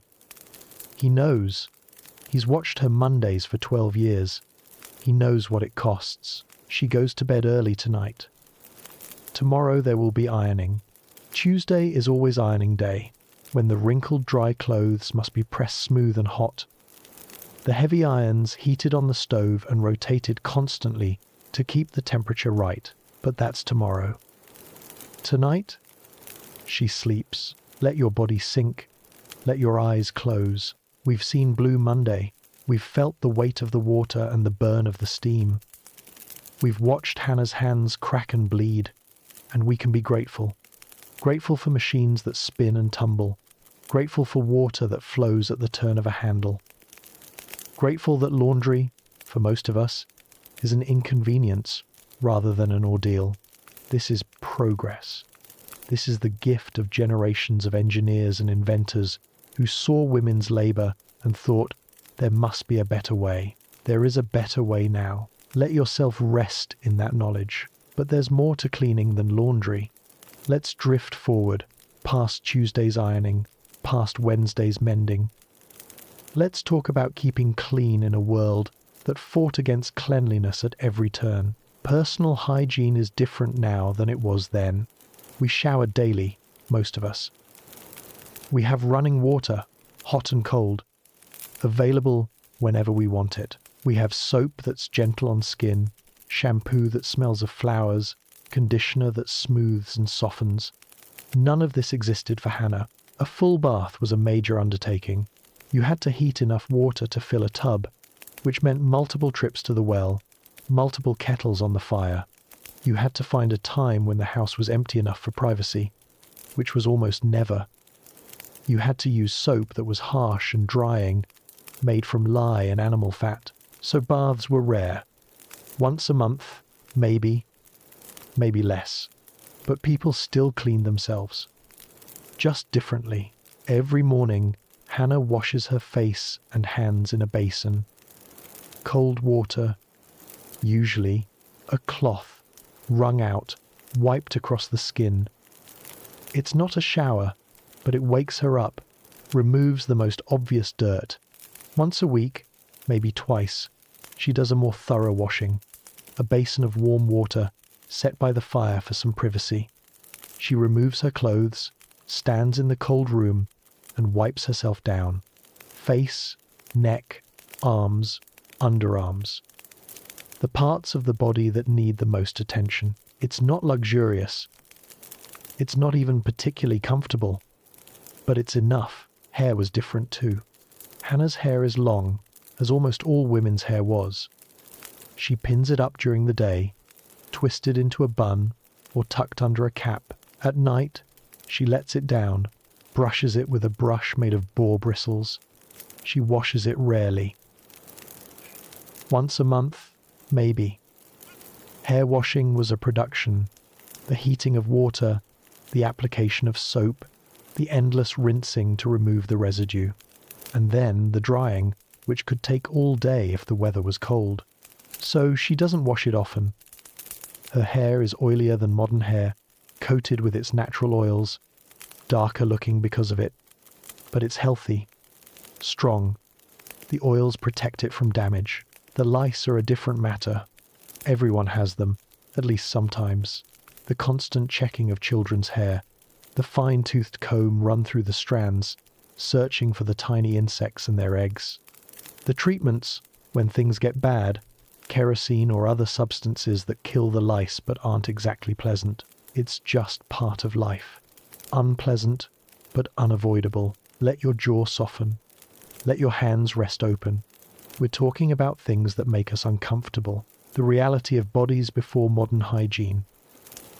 The smells and the pests and the constant battle against dirt. But it's important to know, important to understand that cleanliness, as we know it, is a recent invention. That for most of human history, people lived with more dirt, more smell, more discomfort than we can easily imagine. And they survived. They loved. They worked and laughed and raised children and grew old. They weren't lesser for their lack of showers and deodorant. They were simply human, in a different time. The house itself needed cleaning too. Sweeping was constant. The floors were rough wood or packed dirt, and they collected dust and ash and crumbs and tracked in mud. Hannah swept every morning, the broom made of bound twigs whisking the debris toward the door. Scrubbing happened weekly. Water and soap on hands and knees, rubbing the wooden boards until they lightened. It was hard on the knees, hard on the back, but dirty floors bred sickness, or so everyone believed. So the scrubbing continued, dusting and wiping. The surfaces near the fire accumulated soot. The windows clouded with smoke. The dishes gathered grease. All of it had to be cleaned, maintained, kept to a standard of acceptable cleanliness. And always, always, the battle against vermin.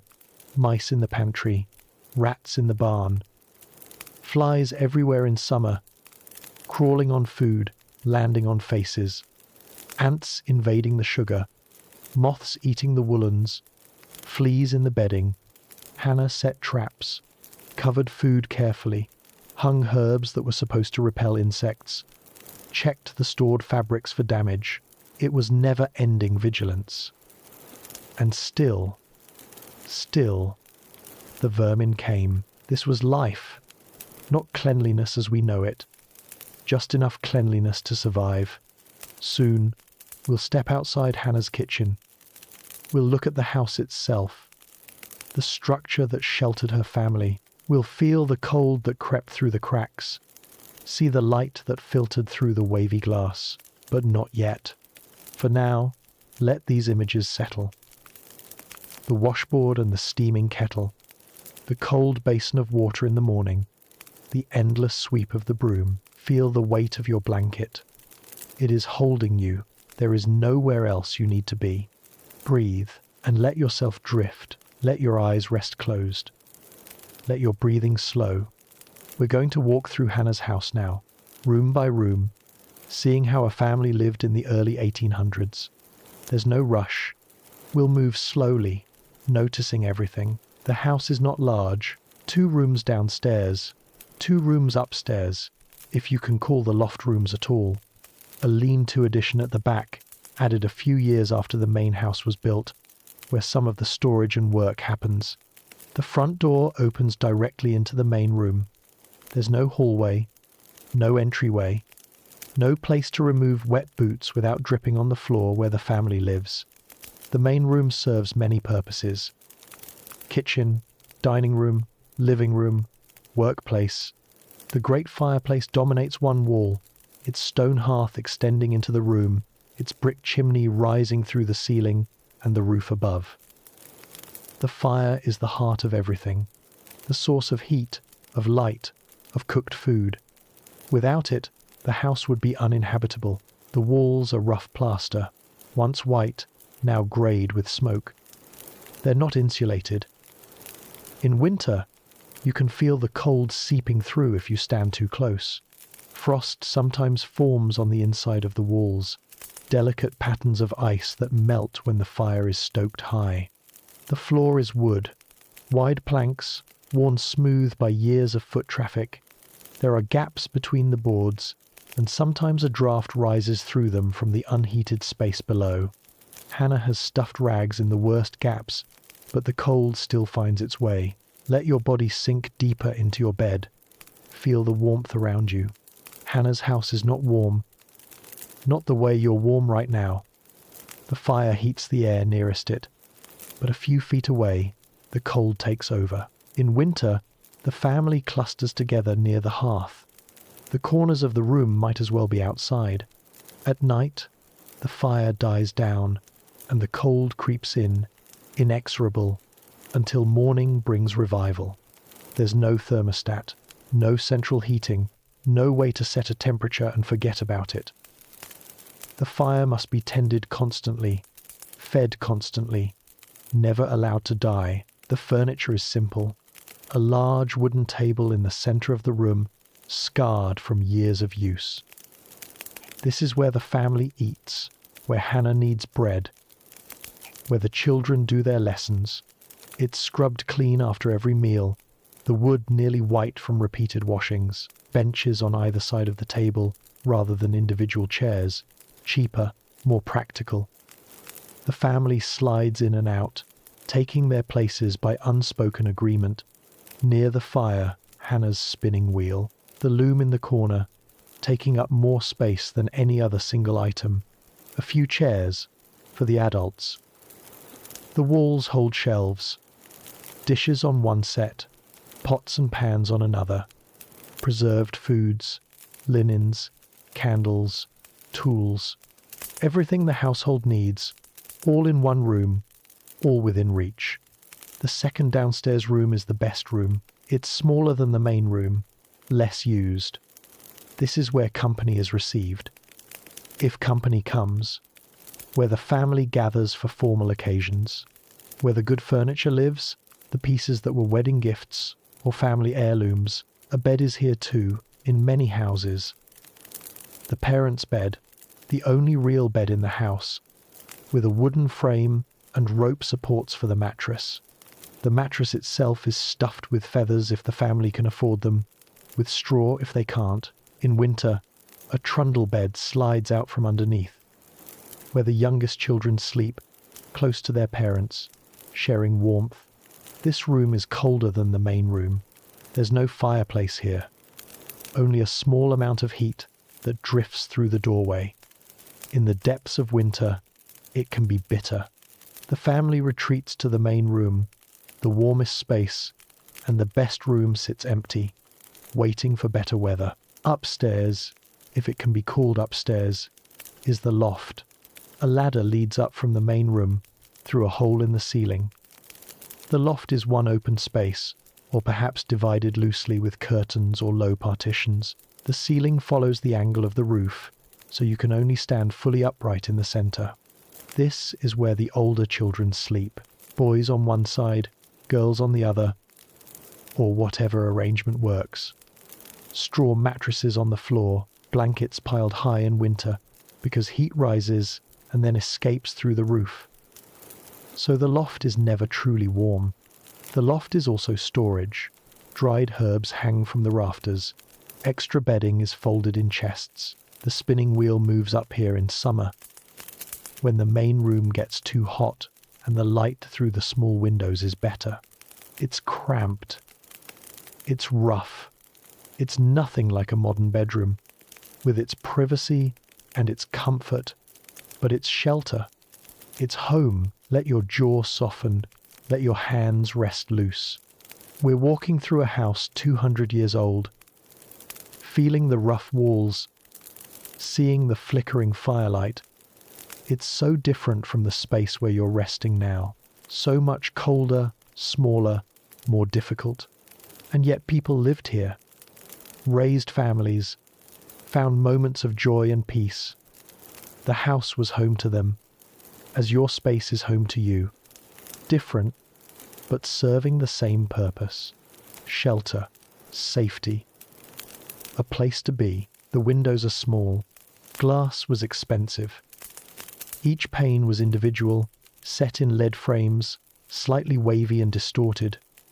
Looking through them, the outside world wavered, like looking through water.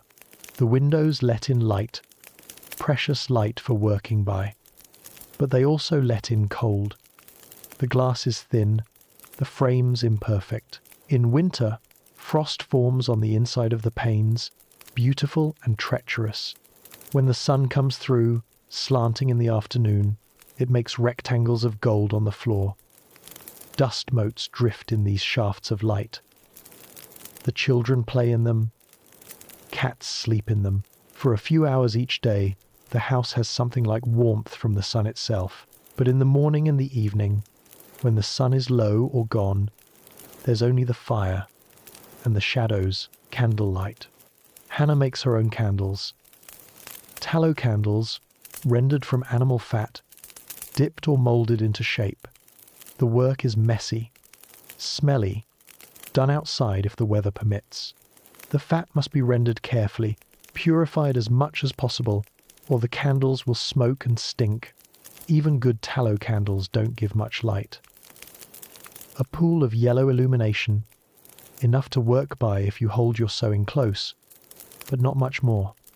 The corners of the room disappear into darkness. Faces are lit from below, shadowed strangely. Candles are precious. Not to be wasted, Hannah blows them out the moment they're not needed. Lights only one where two would be better. In summer, when the days are long, the candles are saved for winter. Beeswax candles are better, brighter, less smoky, but they're expensive.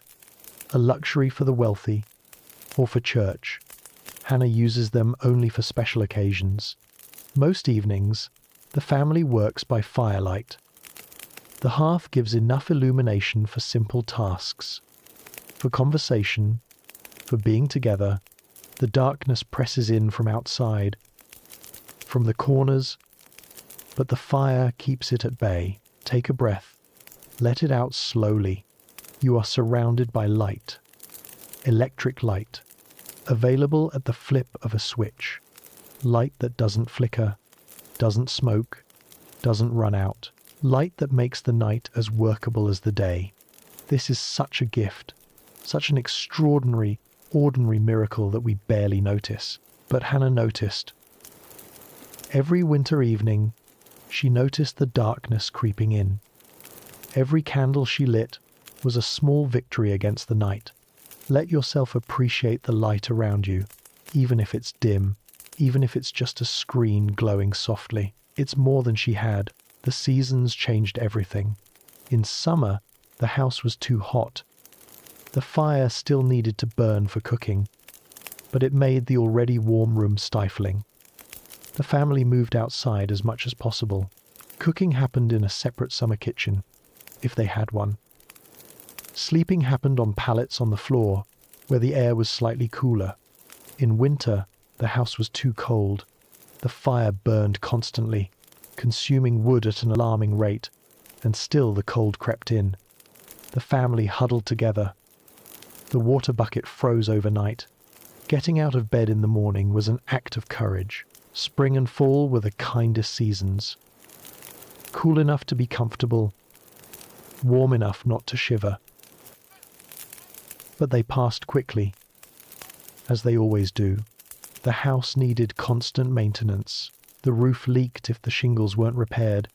The chimney clogged if it wasn't cleaned. The plaster crumbled if it wasn't patched. The gaps in the walls widened. The doors warped. The windows rattled in their frames. Hannah's husband handled the larger repairs. But Hannah noticed the problems, pointed out the leak before it became a flood, watched for signs of rot and weakness. She knew this house as well as she knew her own body. And like her own body, it aged, showed signs of wear, required more attention as the years passed. Soon, we'll step inside Hannah's hardest days, the days of sickness, childbirth, and death. The days when the house became a hospital, a birthing room, a place of mourning. But not yet. For now, let these images settle. The rough walls and the flickering fire, the cold that crept through gaps, the candlelight dancing on the ceiling. Feel the weight of your blanket. It is holding you. Your body is sinking. Gently. There is nowhere else you need to be. Breathe and let yourself drift. The house is quiet. Too quiet. The kind of quiet that settles over a home when someone is ill. Hannah's youngest son, the one who's usually running and shouting and getting into everything, lies still in the trundle bed. His face is flushed. His eyes are glassy. His forehead, when Hannah touches it, is burning hot. Fever.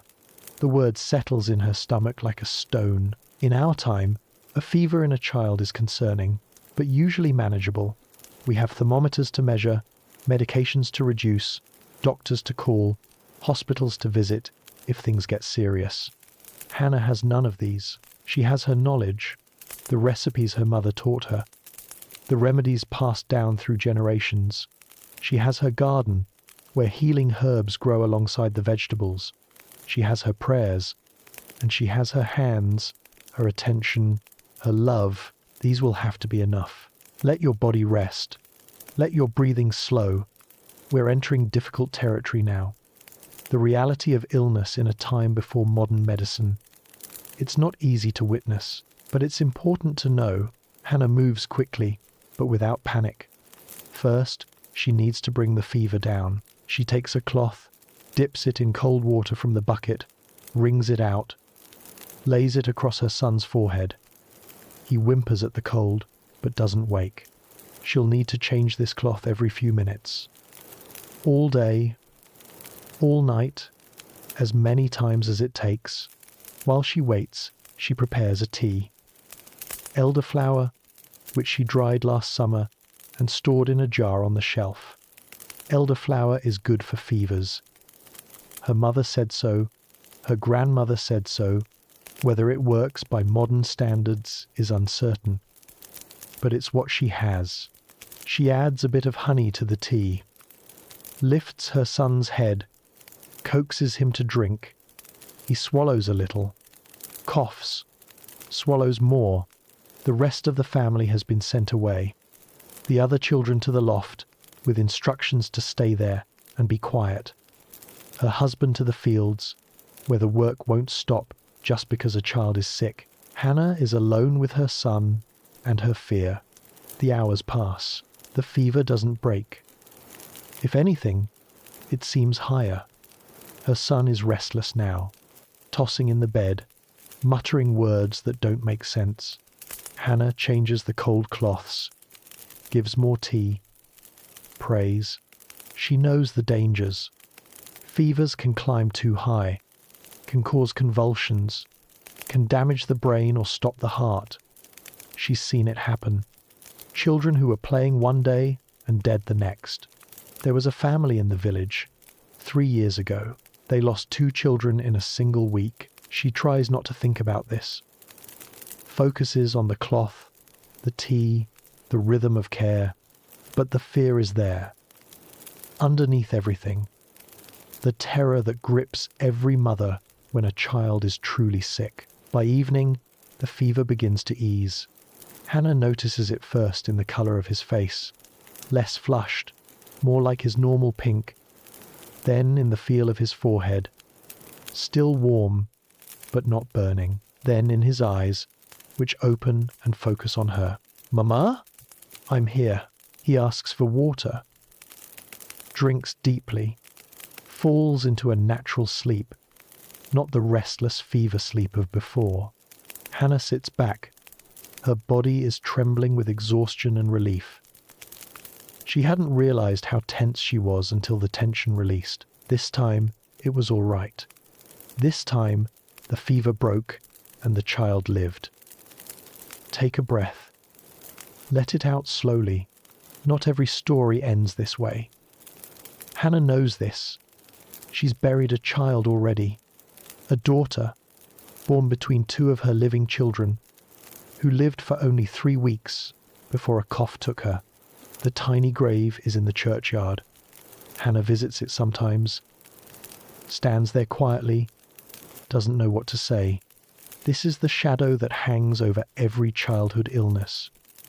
The knowledge that recovery is not guaranteed, that children die regularly of things we now consider minor inconveniences. It's hard to imagine. Hard to feel the weight of this fear. But it was real. It shaped every day of Hannah's life. The medicine shelf is full of mysteries. Hannah opens the cabinet where she keeps her remedies. Small jars and bottles, cloth bags of dried herbs, tins of salves. Each one has a purpose. Each one was made by her own hands, following recipes she carries in her head. Willow bark for pain. It works.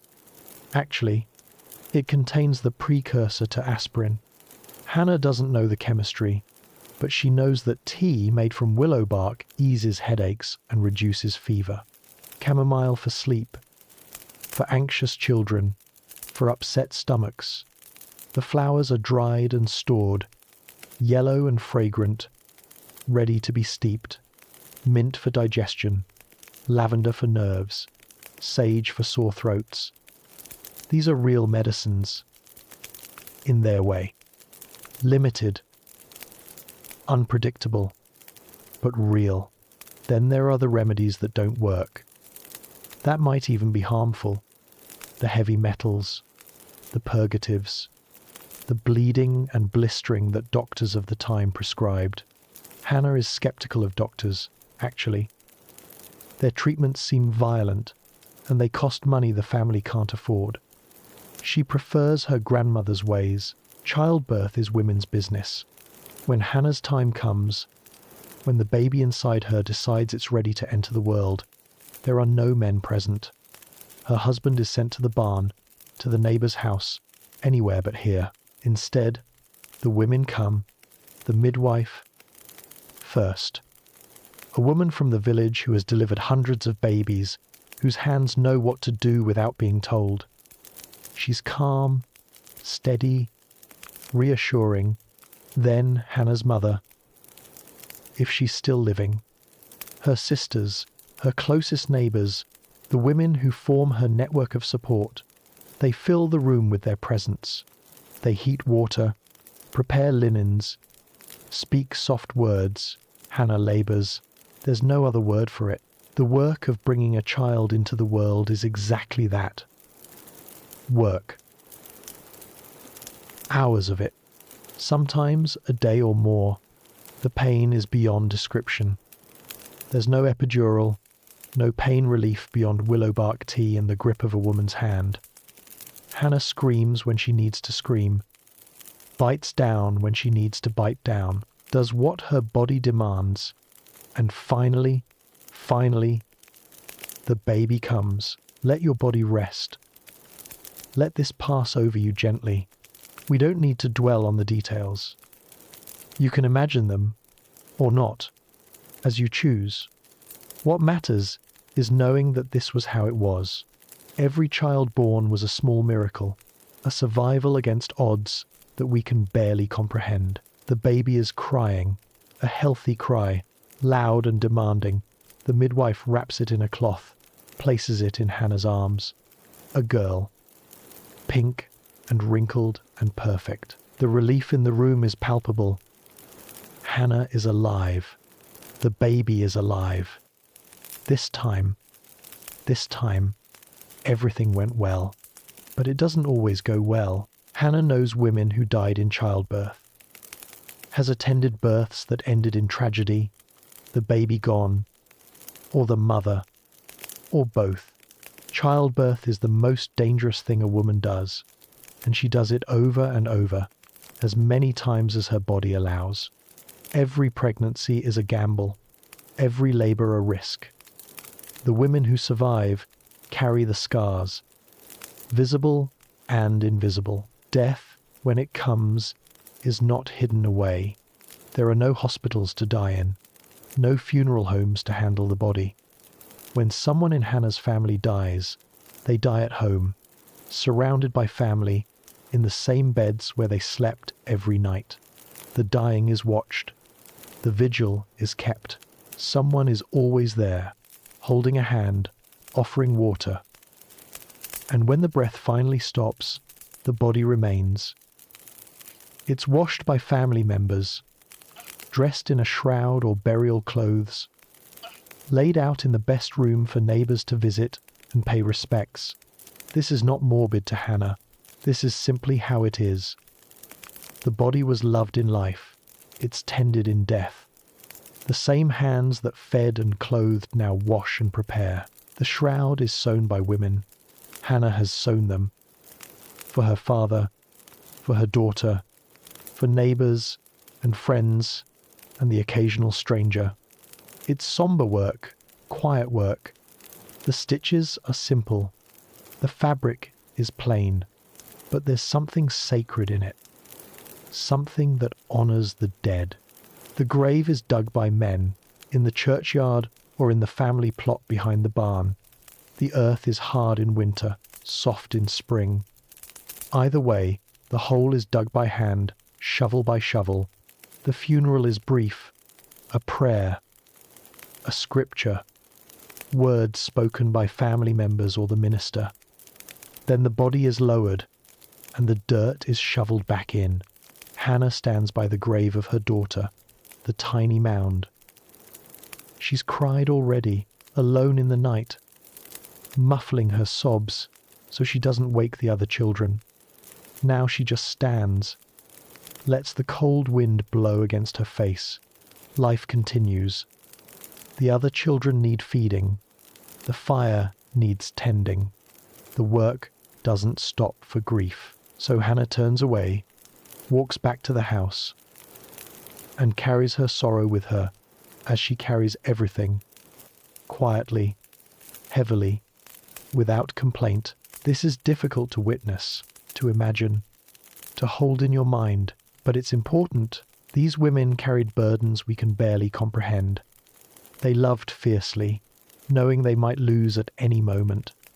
They worked endlessly, knowing their bodies would wear out. They buried their children and then woke the next morning to tend the living ones. They deserve to be remembered, not romanticized, not pitied, just remembered. Soon, we'll step outside the house. We'll see Hannah in her community, at church, at gatherings with other women, in the small moments of connection that made isolated life bearable, but not yet. For now, let these images settle. The fever-bright child in the bed, the circle of women at a birth, the quiet grave in the churchyard. Feel the weight of your blanket. It is holding you. Your body is sinking, gently, into softness. There is nowhere else you need to be. Breathe, and let yourself drift. Let your breathing slow. Let your body rest. We've spent so much time inside Hannah's house, inside her work, inside her fears and losses. Now let's step outside. Let's see the world beyond her walls. The community that held her, supported her, made the isolation bearable. Sunday morning, the one day that's different from all the others. Hannah wakes at the same early hour, but the rhythm is slower. There's no laundry to do, no heavy work to start. Sunday is for worship, for rest, for being together. The family dresses carefully. Their good clothes, saved for this occasion. Hannah's dress is dark, plain, but it's made from her best fabric, the weave tight and even. Her husband's shirt is the one with the least patches. The children are scrubbed clean, their hair combed, their faces shining. They walk to church. It's not far. A mile, maybe 2. The road is rutted and muddy, or dusty, or icy, depending on the season, but they walk it every week, joining the stream of other families heading in the same direction. The church is a simple building. White clapboard, a tall steeple, clear glass windows that let in the light. Inside, wooden pews, a pulpit, a gallery above for those who overflow the main floor. The congregation gathers. This is Hannah's community. These are the people who know her, who have watched her children grow, who helped at the birth of her youngest, who will come when she needs them and expect her to come when they need her. There's the widow Johnson, who lost her husband 3 years ago and now lives with her eldest son. She sits in the same pew she's always sat in, her back straight, her face composed.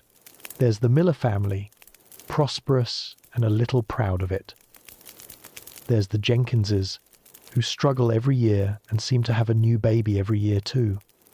Their children are thin and their clothes are patched, but they're here every Sunday, without fail. Hannah knows them all. Their stories, their troubles, their small triumphs, and they know her.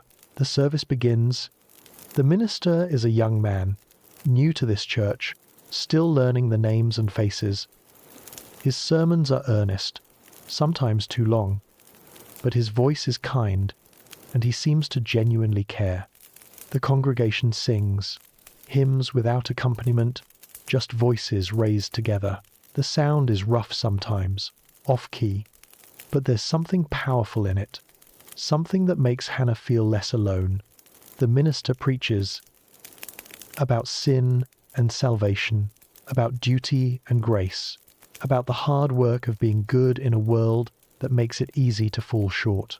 Hannah listens, or tries to. Sometimes her mind wanders to the work waiting at home, to the worries she carries.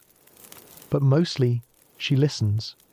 The words wash over her like water, then prayers, then a final hymn, then the benediction, and then the best part. After church, the congregation lingers. They stand in the churchyard, talking. The men cluster in one group, discussing crops and weather and politics. The women cluster in another, discussing children and remedies, and the same small dramas that have occupied village women since the beginning of time. Hannah finds her friends, the women she's known since childhood, the neighbors who live close enough to visit. When there's time for visiting, they exchange news. Mrs. Carter's daughter is getting married in the spring. Mrs. Wilson's cow has gone dry. There's a new baby expected in the Thompson household, and the women are already organizing who will help with the birth, who will bring food, who will take care of the other children. This is how it works. This invisible network of women's support. Not organized, not official, just there. Always there, ready to be called upon. Hannah feels the warmth of it. The sense of belonging. These women will come when she needs them. She will go when they call. This is the contract. Unspoken, but unbreakable. Take a breath. Let it out slowly. We live differently now. More connected in some ways, less in others. We can talk to anyone in the world through our devices, but we might not know our neighbors' names. We have social media, but we might not have someone who will bring us soup when we're sick. There's something to learn from Hannah's world. Not to romanticize it, not to pretend it was better, but to remember what community meant, what it cost, what it gave. Throughout the year, there are gatherings, quilting bees, where women come together to stitch a quilt. The work is shared, the conversation is easy. A quilt that might take one woman weeks to complete is finished in a single day by many hands working together. Hannah loves quilting bees. The frames are set up in someone's best room. The top has already been pieced, the batting prepared, the backing cut to size. The women sit around the frame, needles in hand, stitching through all 3 layers, creating the patterns that will hold the quilt together. They talk as they work, about everything, about nothing. The rhythm of stitching and talking,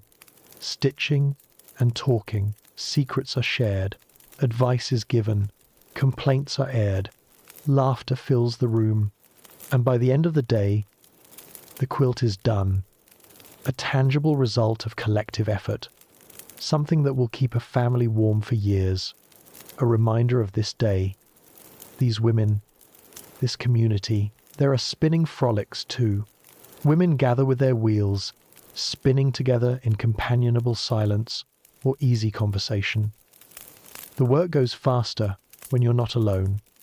The monotony is broken by company, corn huskings in the fall, apple pairings, any excuse to gather, to work together, to break the isolation of daily life. Hannah looks forward to these gatherings, counts the days until the next one. For all the work she does alone, she is not meant for solitude. None of them are, but the gatherings are rare. Most days, Hannah is alone with her work, her children for company, her husband in the evening, but otherwise alone. The road to the nearest neighbor is long. The work never pauses. There's no time for visiting except on special occasions. This is the loneliness that underlies everything. The quiet, constant loneliness of rural women's lives. Hannah is used to it, has been used to it since she was a child on her father's farm. But sometimes, in the middle of the day, when the house is quiet and the work stretches endlessly ahead of her, she feels it keenly. The ache for conversation, for laughter, for a face other than her own, reflected in the water bucket. These feelings pass. They have to. There's work to do, always work to do, but they're there, underneath.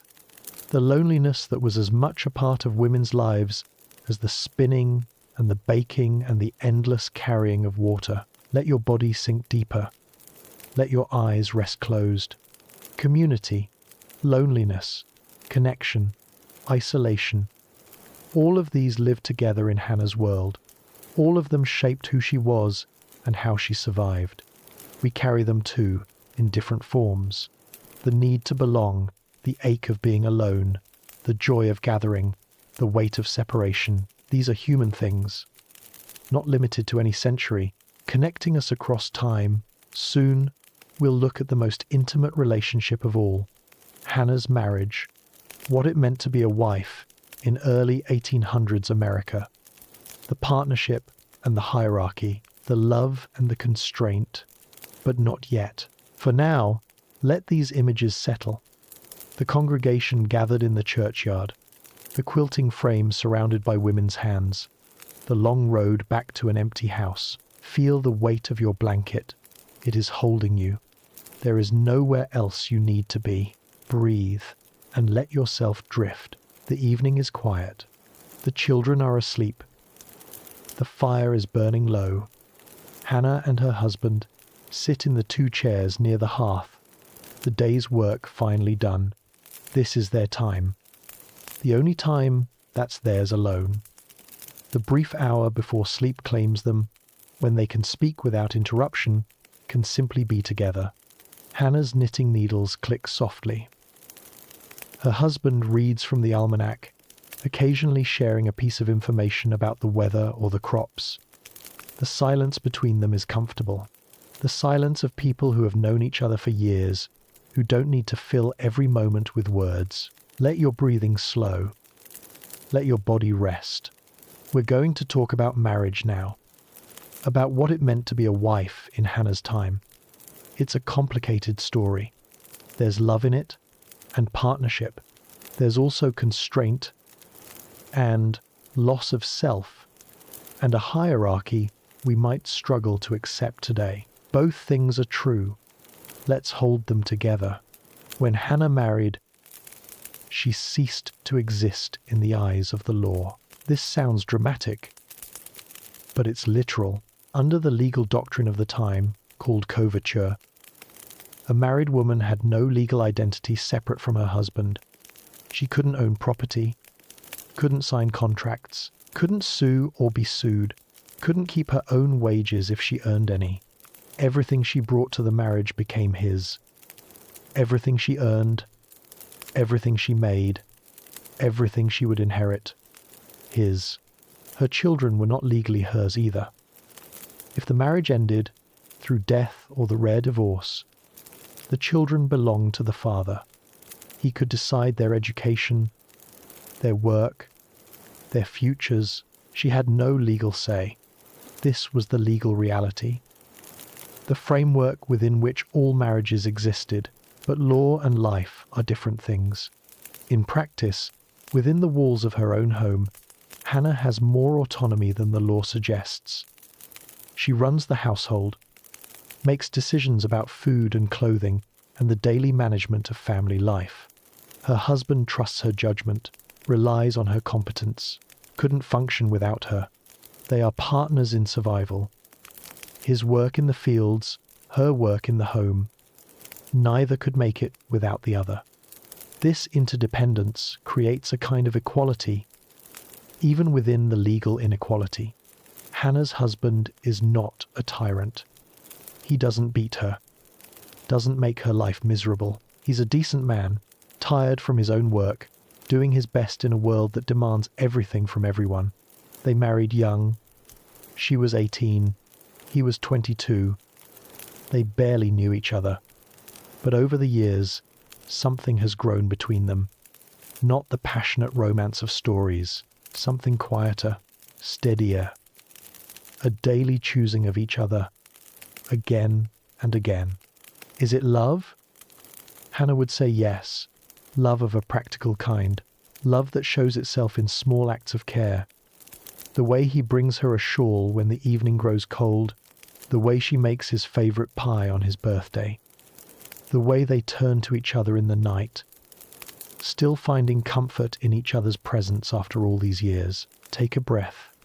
Let it out slowly. Marriage in Hannah's time was not marriage as we know it. Not chosen the same way, not experienced the same way. The expectations were different. The constraints were different. But people still loved each other. Still found connection and comfort.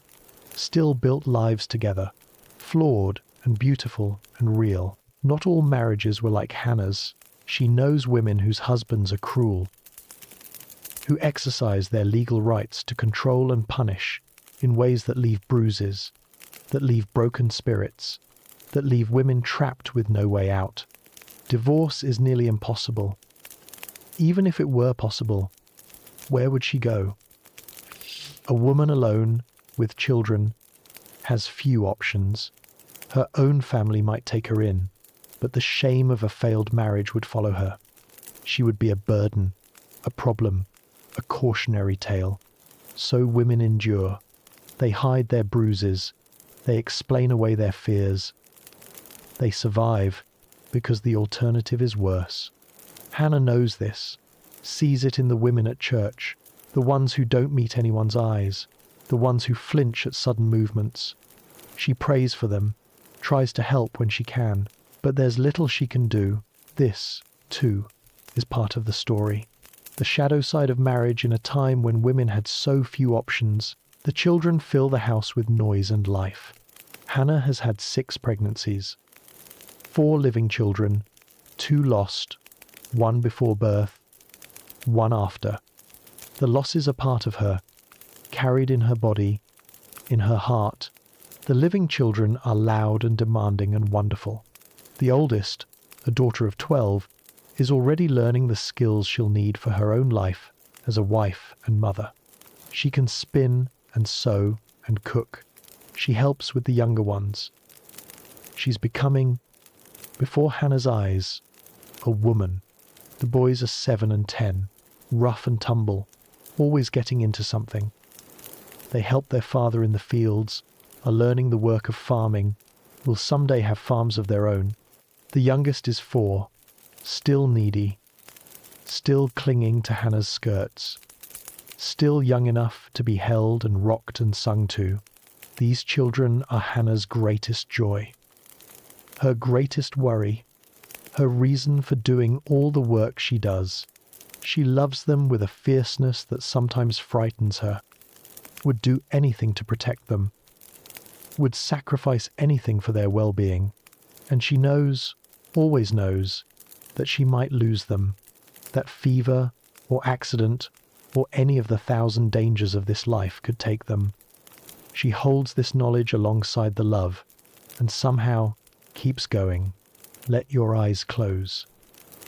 Let your body grow heavy. Children in Hannah's time were many things.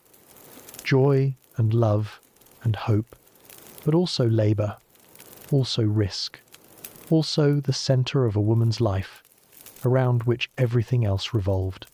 Hannah doesn't think of herself as separate from her children.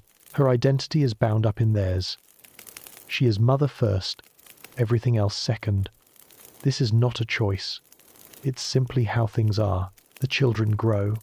The daughter is courted by a young man from a nearby farm. There are awkward visits, supervised conversations, a slow process of getting to know each other. Hannah watches, remembers her own courtship, hopes her daughter will be happy. The boys are becoming men. Their voices change. Their shoulders broaden. They work alongside their father now, not as helpers but as equals. The youngest begins to help in the house. Simple tasks at first, then more complex ones. The cycle continues, and Hannah ages, feels her body slowing, her hands aching, her energy waning. The work doesn't get easier as she gets older. If anything, it gets harder. But she keeps doing it.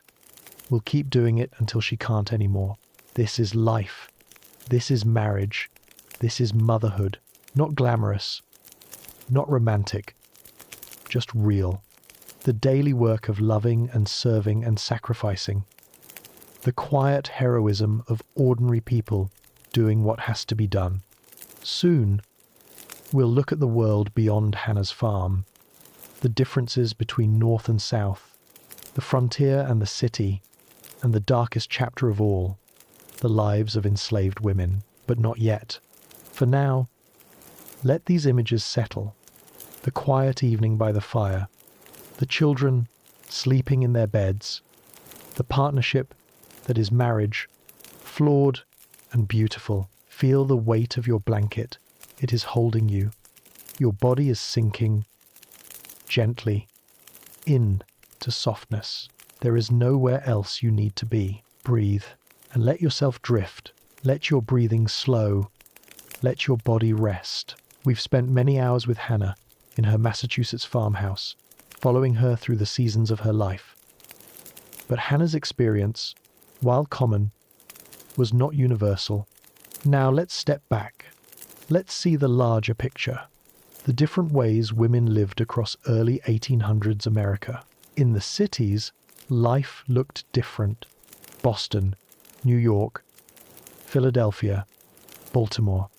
These were growing places, crowded and noisy and full of opportunity and danger. A woman in the city might not have a kitchen garden, might not keep a cow or chickens.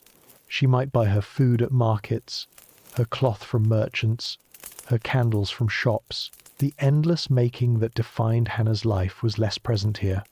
But new challenges appeared. Housing was expensive. Many families crowded into single rooms, with less privacy than even Hannah's small farmhouse. The smells of too many people in too little space. The diseases that spread quickly in crowded conditions. Work was different too. Some women worked in other people's houses as servants, performing the same tasks Hannah did for her own family, but in someone else's home, under someone else's rules. Some took in piecework, sewing or laundering for pay. Some sold goods in markets, their voices calling out prices, competing for customers. There was more access to things, but more need for money to buy them. There was more variety, but less self-sufficiency. There was more stimulation, but also more risk. In the South, everything was different. We need to speak carefully here. Honestly, without looking away, the South was built on slavery. The economy, the culture, the daily life of everyone, white and black, was shaped by this fundamental fact. For white women on plantations, life looked different from Hannah's. The household might be large, with many enslaved people performing the work that Hannah did alone. A white woman might supervise rather than do, might direct rather than labor. But this was its own kind of burden. The moral weight of owning human beings, the constant management of people who did not choose to be there, the fear of rebellion, of judgment, of the system collapsing. And for poor white women in the South, life was similar to Hannah's. Small farms, hard labor, the same endless cycle of work. They didn't own enslaved people. They struggled alongside them, in some ways, though they occupied a different place in the hierarchy. We must speak of enslaved women. Let your body rest. This is difficult, but it's essential. Any history of women in early 1800s, America that ignores enslaved women is a lie. For hundreds of thousands of women, the experiences we've been describing didn't apply. They didn't own their labor. They didn't control their days. They didn't choose their work or their rest. Their labor belonged to others. Their bodies belonged to others. Their children belonged to others and could be sold away at any moment. The work was the same in some ways. Cooking, cleaning, textile production, childcare. But for enslaved women, this work was done under compulsion, under threat of violence, without the small autonomies that made Hannah's life bearable. And there was field work too, for many. The brutal labor of cotton and tobacco and rice, working in heat and cold, pregnant and not, sick and healthy, no choice, no rest. Violence was ever present. Physical punishment for perceived infractions. Sexual violence at the hands of enslavers. The violence of family separation, of watching children torn away, of being powerless to protect those you love. We cannot tell these women's stories as if they were our own. We can only acknowledge, only honor, only remember that the early American world was built on their brutalized labor, that the comfort of some came directly from the suffering of others. Hannah's world existed alongside this horror. Some women, like Hannah, owned enslaved people themselves. Others lived in proximity to slavery without directly participating. None could exist entirely outside the system. This complicates our story, makes it less comfortable, less easy to romanticize. Good. It should be complicated. It should be uncomfortable. The truth usually is, on the frontier, life was different again. West of the established settlements, in Ohio and Kentucky and Tennessee and beyond, families carved homes out of wilderness. The isolation was extreme. The nearest neighbor might be miles away. The dangers were constant. Conflict with indigenous peoples whose land was being taken. Accidents far from help. Illness without access to any remedy. Women on the frontier did everything Hannah did, and more. They helped clear land, build cabins, defend homesteads. They were partners in settlement in ways that women in established areas were not. There was a kind of rough equality in this. When survival depended on everyone contributing, distinctions of gender work sometimes blurred. Women shot guns, built fires, did whatever was necessary, but the cost was high. The loneliness was crushing. The losses were frequent. A frontier woman might go weeks without seeing another adult face outside her family, might birth her babies with only her husband to help, might bury those babies in the same soil they'd labored to farm. This was the price of westward expansion, paid disproportionately by women. Take a breath, let it out slowly. We've been looking at a vast landscape of experience. City and country, north and south, east and frontier, free and enslaved. What connects all these women? The work, the endless work of keeping life going, the children, the bearing and raising and losing and loving, the hope. Against all odds, the hope for something better, for their children, for the future. Let your body sink, let your eyes close. We've traveled far tonight, seen so many different lives, felt, perhaps, the weight of all that work, all that struggle, all that love. Soon we'll look forward.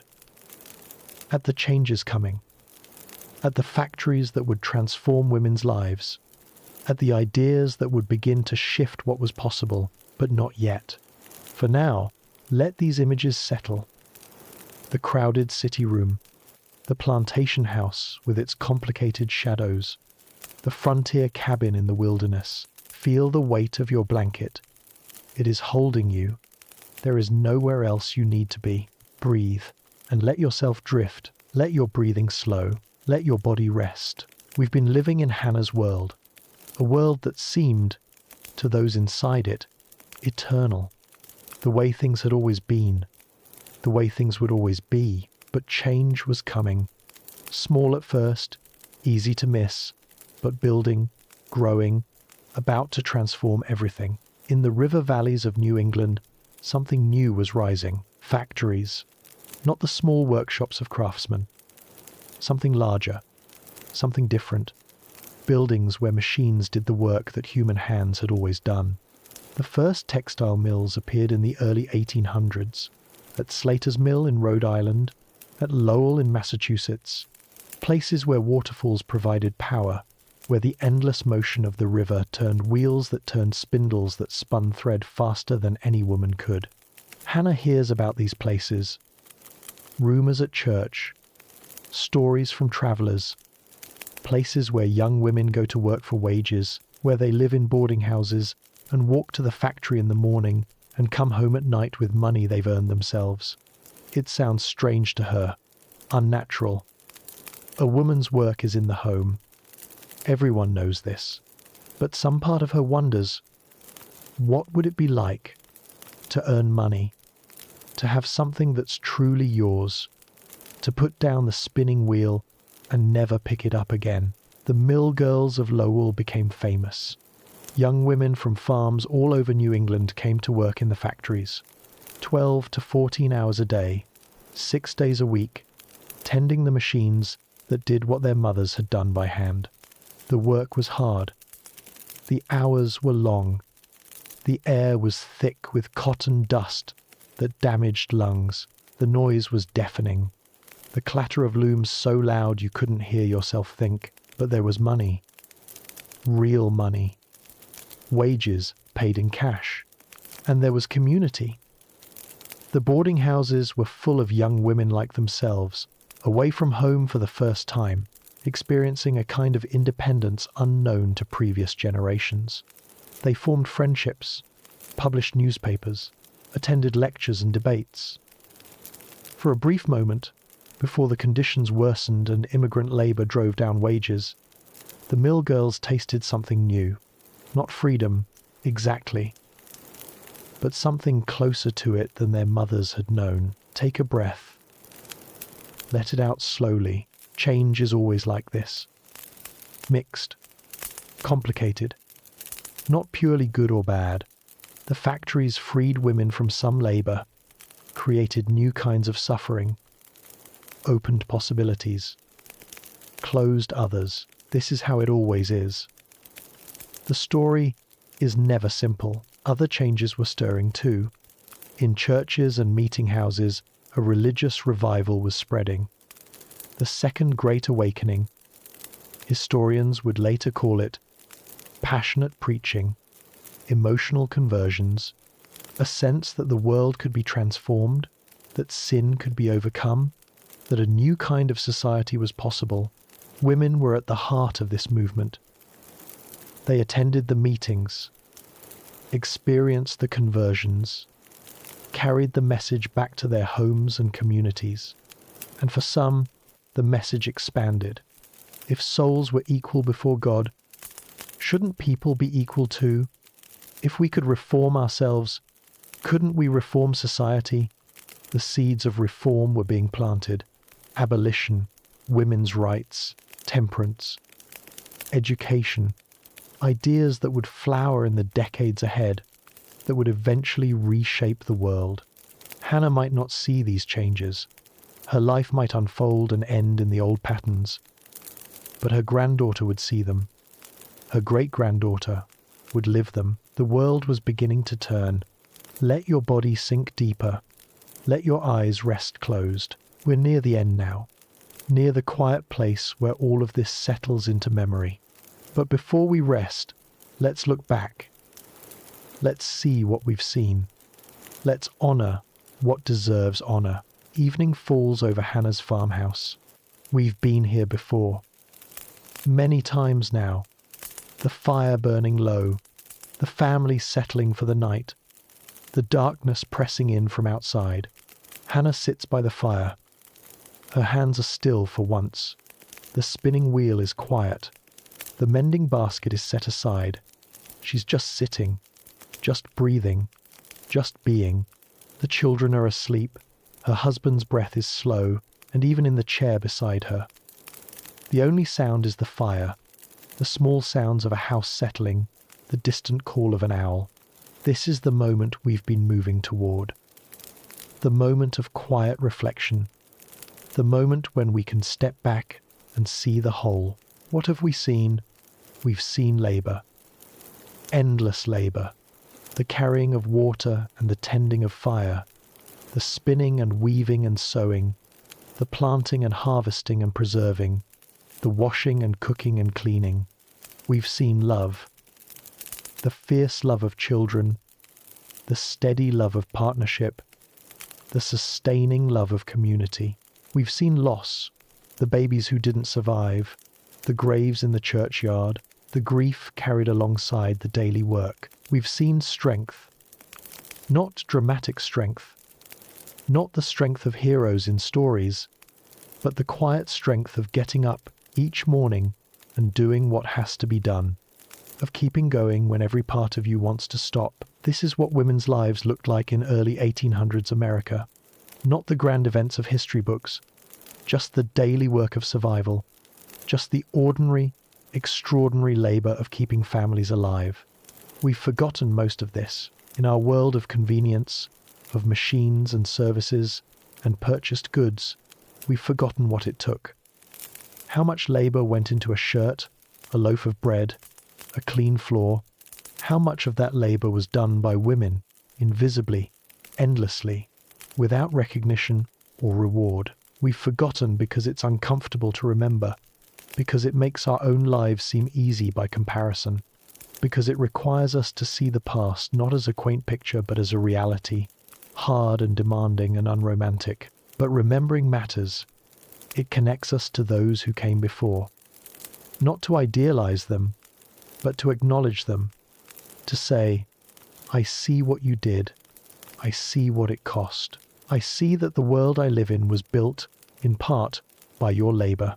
And it teaches us something about labor still, about the work that goes unnoticed and unrewarded, about the people, usually women, who keep households running, who care for children and the elderly, who do the invisible work that makes everything else possible. Hannah's work didn't count in the economic statistics of her time. Neither does much of the work that women do today. But that doesn't make it less essential, less valuable, less worthy of recognition. Take a breath. Let it out slowly. We're nearly done now, nearly ready to rest. Hannah rises from her chair. The fire needs banking. The coals need covering. The morning will come early, as it always does, and the cycle will begin again. She moves through the familiar motions. Ash over embers. A prayer whispered for safe sleep. One last check of the children, their faces peaceful in the dim light. She goes to bed. The sheets are cold at first, then warm with the heat of two bodies. Her husband murmurs something without waking. She settles in beside him. The darkness is complete. The silence is profound. The stars outside the window are the same stars that will shine 200 years from now. The same stars you might see if you step outside tonight. Hannah closes her eyes. She sleeps. And now you can sleep too. Let the images we've shared drift through your mind like clouds. The spinning wheel by the window, the bread rising by the fire, the quilt being stitched by many hands, the churchyard grave where a baby rests. These are not heavy images now. They're simply memories, carried gently, like Hannah carries everything, like you can carry them into sleep. Let your body sink. Let your breath slow. Let your mind release. There is nowhere else you need to be, nothing else you need to do. The women of early America have finished their work for the night, and so have you. The fire dies down to embers. The house grows quiet. Outside, the stars turn slowly across the sky. The same motion they've made for billions of years, the same motion they'll make for billions more. Inside, a woman sleeps. Her hands, rough and tired, rest on the blanket. Her face, softened by rest, looks younger than her years. Tomorrow she'll wake and work and work and work. But that's tomorrow. Tonight, she sleeps. And somewhere, 200 years in the future, someone is listening to her story. Someone is drifting off to the sound of her life. Someone is carrying her memory forward, keeping her alive in the only way that matters now. You. Thank you for traveling with me tonight. Thank you for witnessing these lives, for honoring this labor, for carrying these women with you. Now rest. Let the images settle. Let the spinning wheel go quiet. Let the fire bank itself for the night. You are safe. You are warm. And the women who came before you are at peace. Good night. The darkness thins. Somewhere east, a grey line appears at the horizon. The stars begin to fade. The birds, before anything else stirs, start to sing. Hannah opens her eyes. For a moment, she lies still, feeling the warmth of the blanket, the presence of her husband beside her, the quiet of a house not yet awake. Then she rises.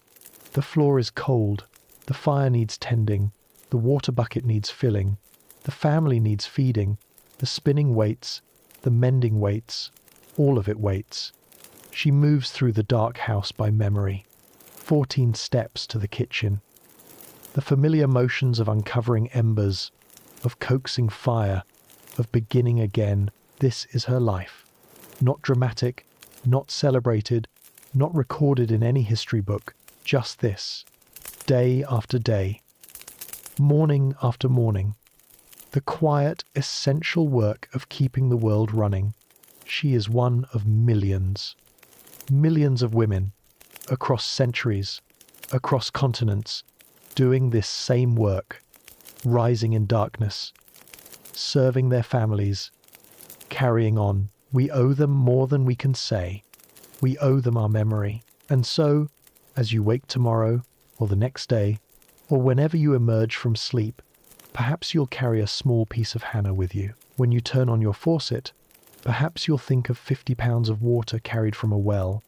When you put on your clothes, perhaps you'll think of hundreds of hours at the spinning wheel. When you eat your breakfast, perhaps you'll think of the fire that never died, the bread that was kneaded by hand, the garden that was weeded on hands and knees, not with guilt, not with obligation, just with awareness, just with gratitude, just with the knowledge that you are connected, across time, to women who made your world possible. They deserve to be remembered, and now you remember them. Sleep well, and when you wake, carry them with you, into your own days, into your own work, into the world you help to shape. They are with you, always. Let your breathing slow. Let your body rest. We thought we were done. Perhaps we were, for a moment. But there's more to see, more to understand, more hours in Hannah's day that we haven't fully witnessed. Come back with me. The morning has begun. The fire is burning. The water has been fetched. Let's stay longer. Look closer. The herbs are calling. Hannah steps out the back door into the grey light of early morning.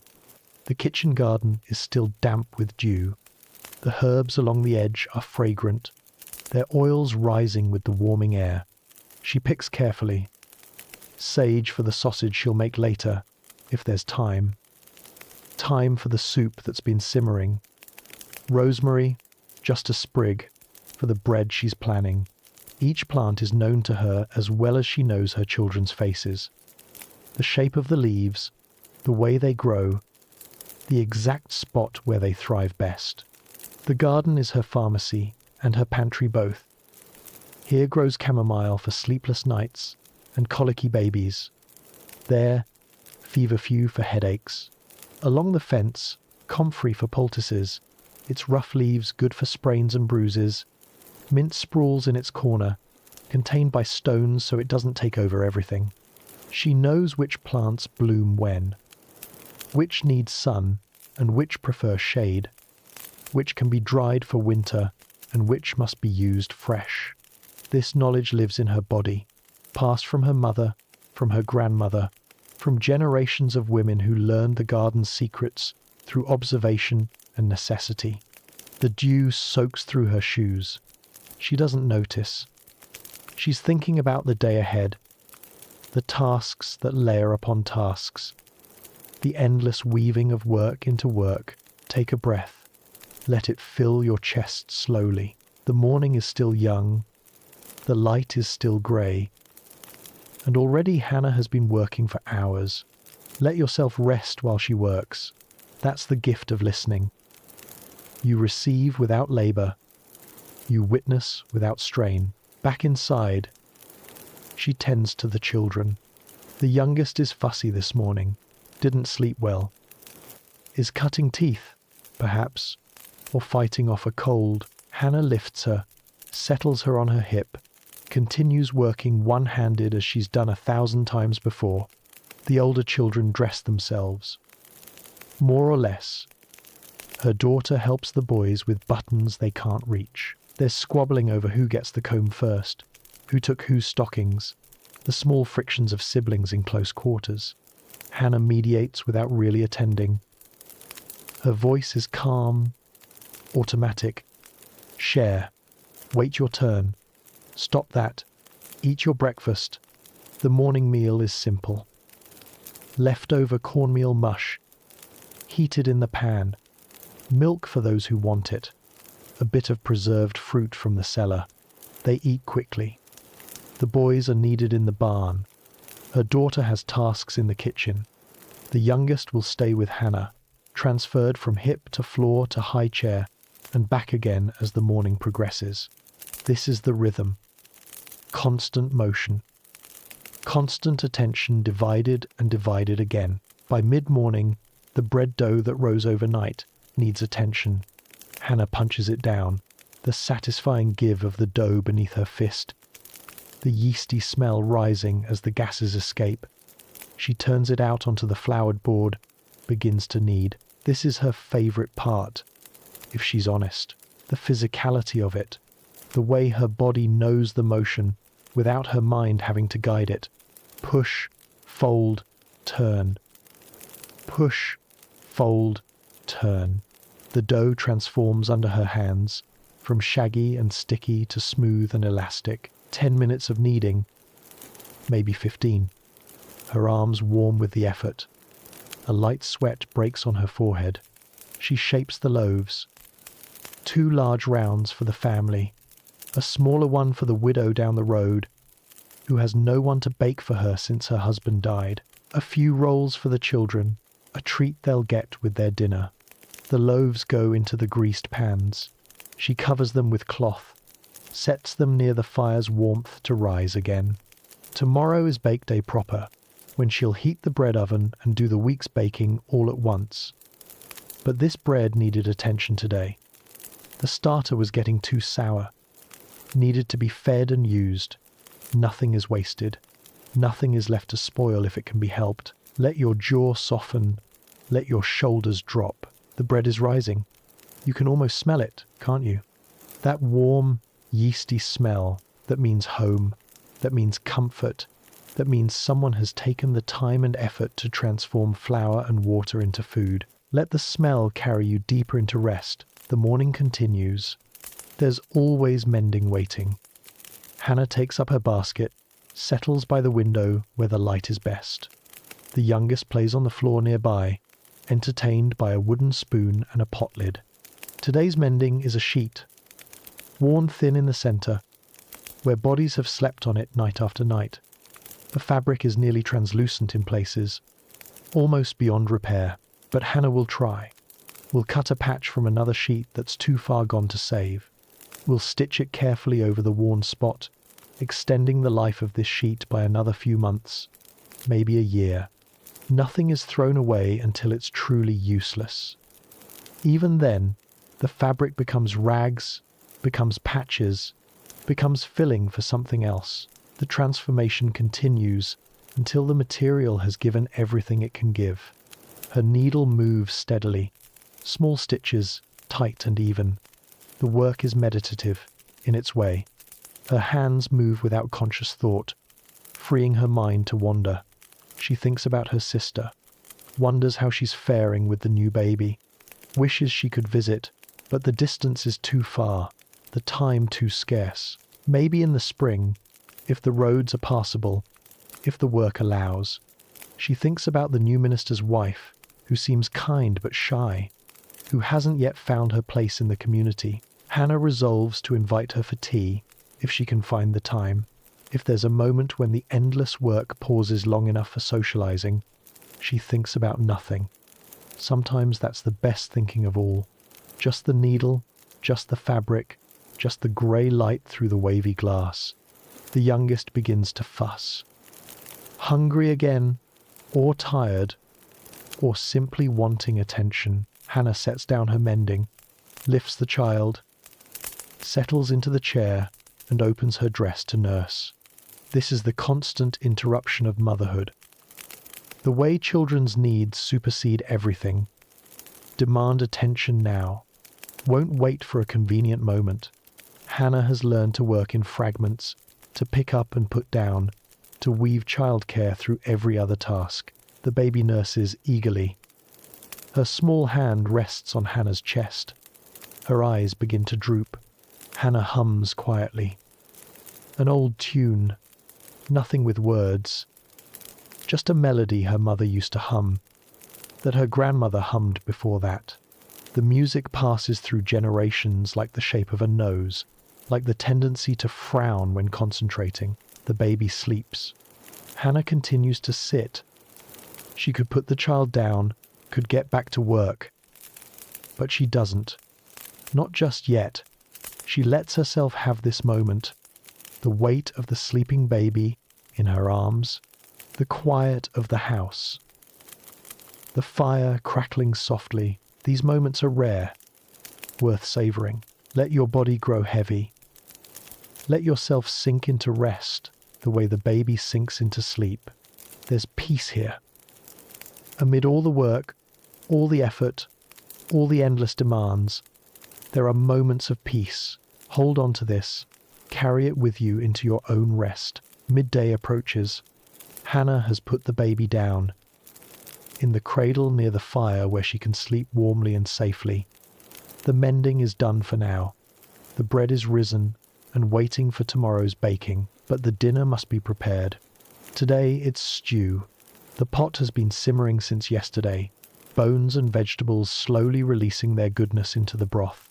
Hannah adds more water, more vegetables from the cellar, carrots that were buried in sand all winter, a turnip that's slightly soft but still good.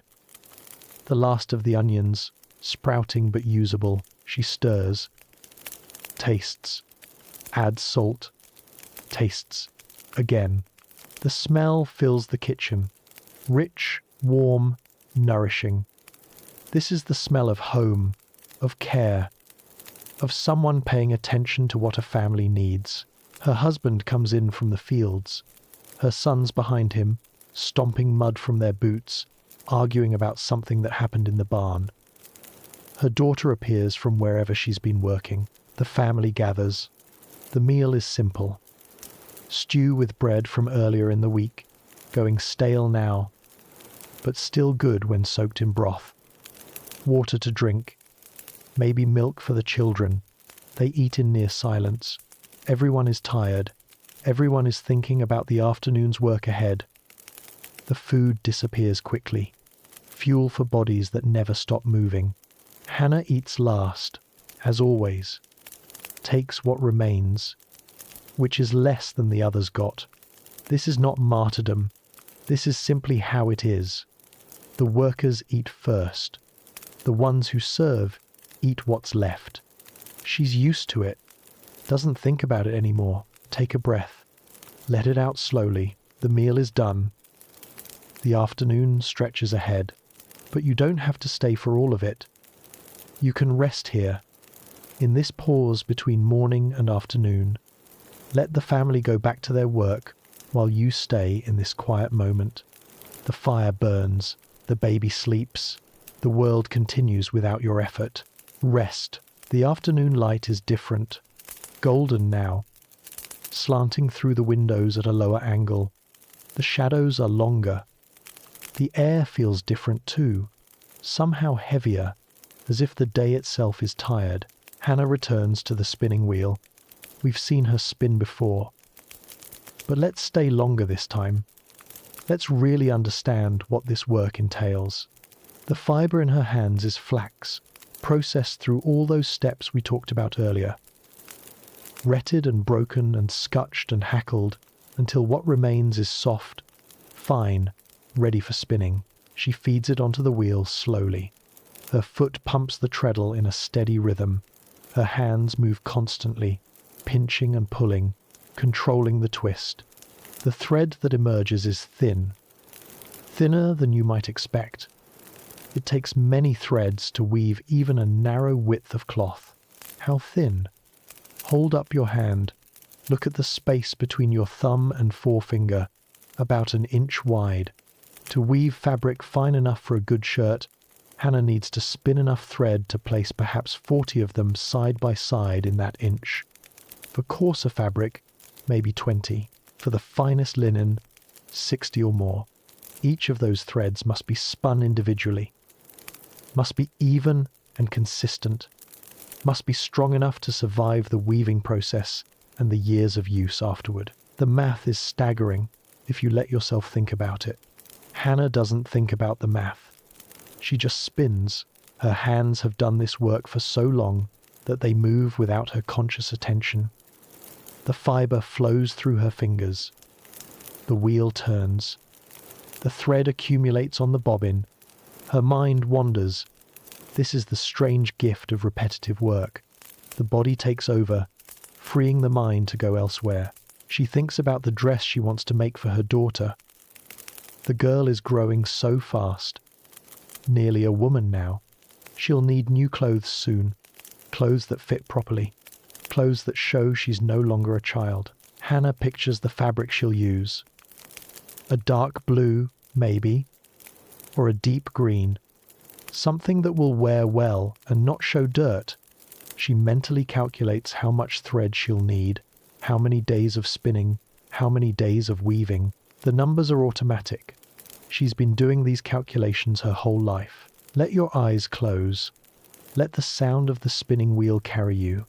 That gentle whir, that soft rhythm. Women have fallen asleep to this sound for thousands of years. Let it work its ancient magic on you. The wheel turns, the thread accumulates, the afternoon passes. Hannah's back begins to ache. Her foot cramps from the constant pumping. Her eyes strain from focusing on the thin fiber, but she doesn't stop. Can't stop. The thread won't spin itself. The fabric won't appear by magic. Everything her family wears, sleeps under, wipes their hands on comes from this wheel, this motion, these hours and hours of patient work. She takes a brief break, stands, stretches, walks to the window, and looks out at the fields where her husband and sons are working. The view is familiar. The same fields she's looked at for 12 years of marriage. The same hills in the distance. The same sky, today scattered with high clouds that might mean rain tomorrow, or might mean nothing at all. She drinks some water, uses the necessary, checks on the baby, who's still sleeping peacefully. Then she returns to the wheel. By late afternoon, the light is changing again. The golden hour approaches. The time when everything glows, when the dust motes in the air become visible, when the world seems briefly, impossibly beautiful. Hannah hardly notices. She's focused on the thread, but the light touches her face anyway, gilds her hair, streaked now with grey, softens the lines around her eyes. For a moment, in this light, she looks younger, or maybe not younger, maybe just timeless. A woman at her wheel, as women have been at their wheels since the technology was invented thousands of years ago. The thread accumulates, the wheel turns. Let your body sink deeper. Let the afternoon light fade behind your closed eyes. We're moving toward evening now, toward the quiet time, toward rest. But first, there's supper to prepare. There are children to settle. There are the last tasks of the day to complete. Hannah rises from the wheel, stores her fiber carefully, removes the full bobbin and replaces it with an empty one, ready for tomorrow. And she goes to make supper. Supper is simple.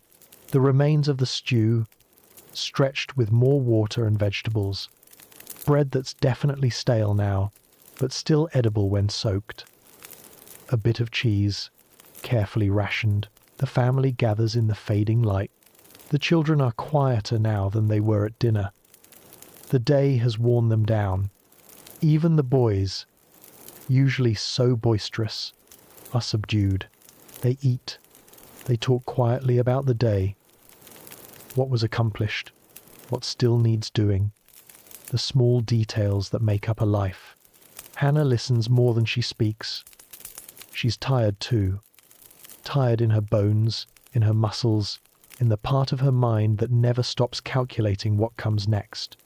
After supper, her husband reads from the Bible.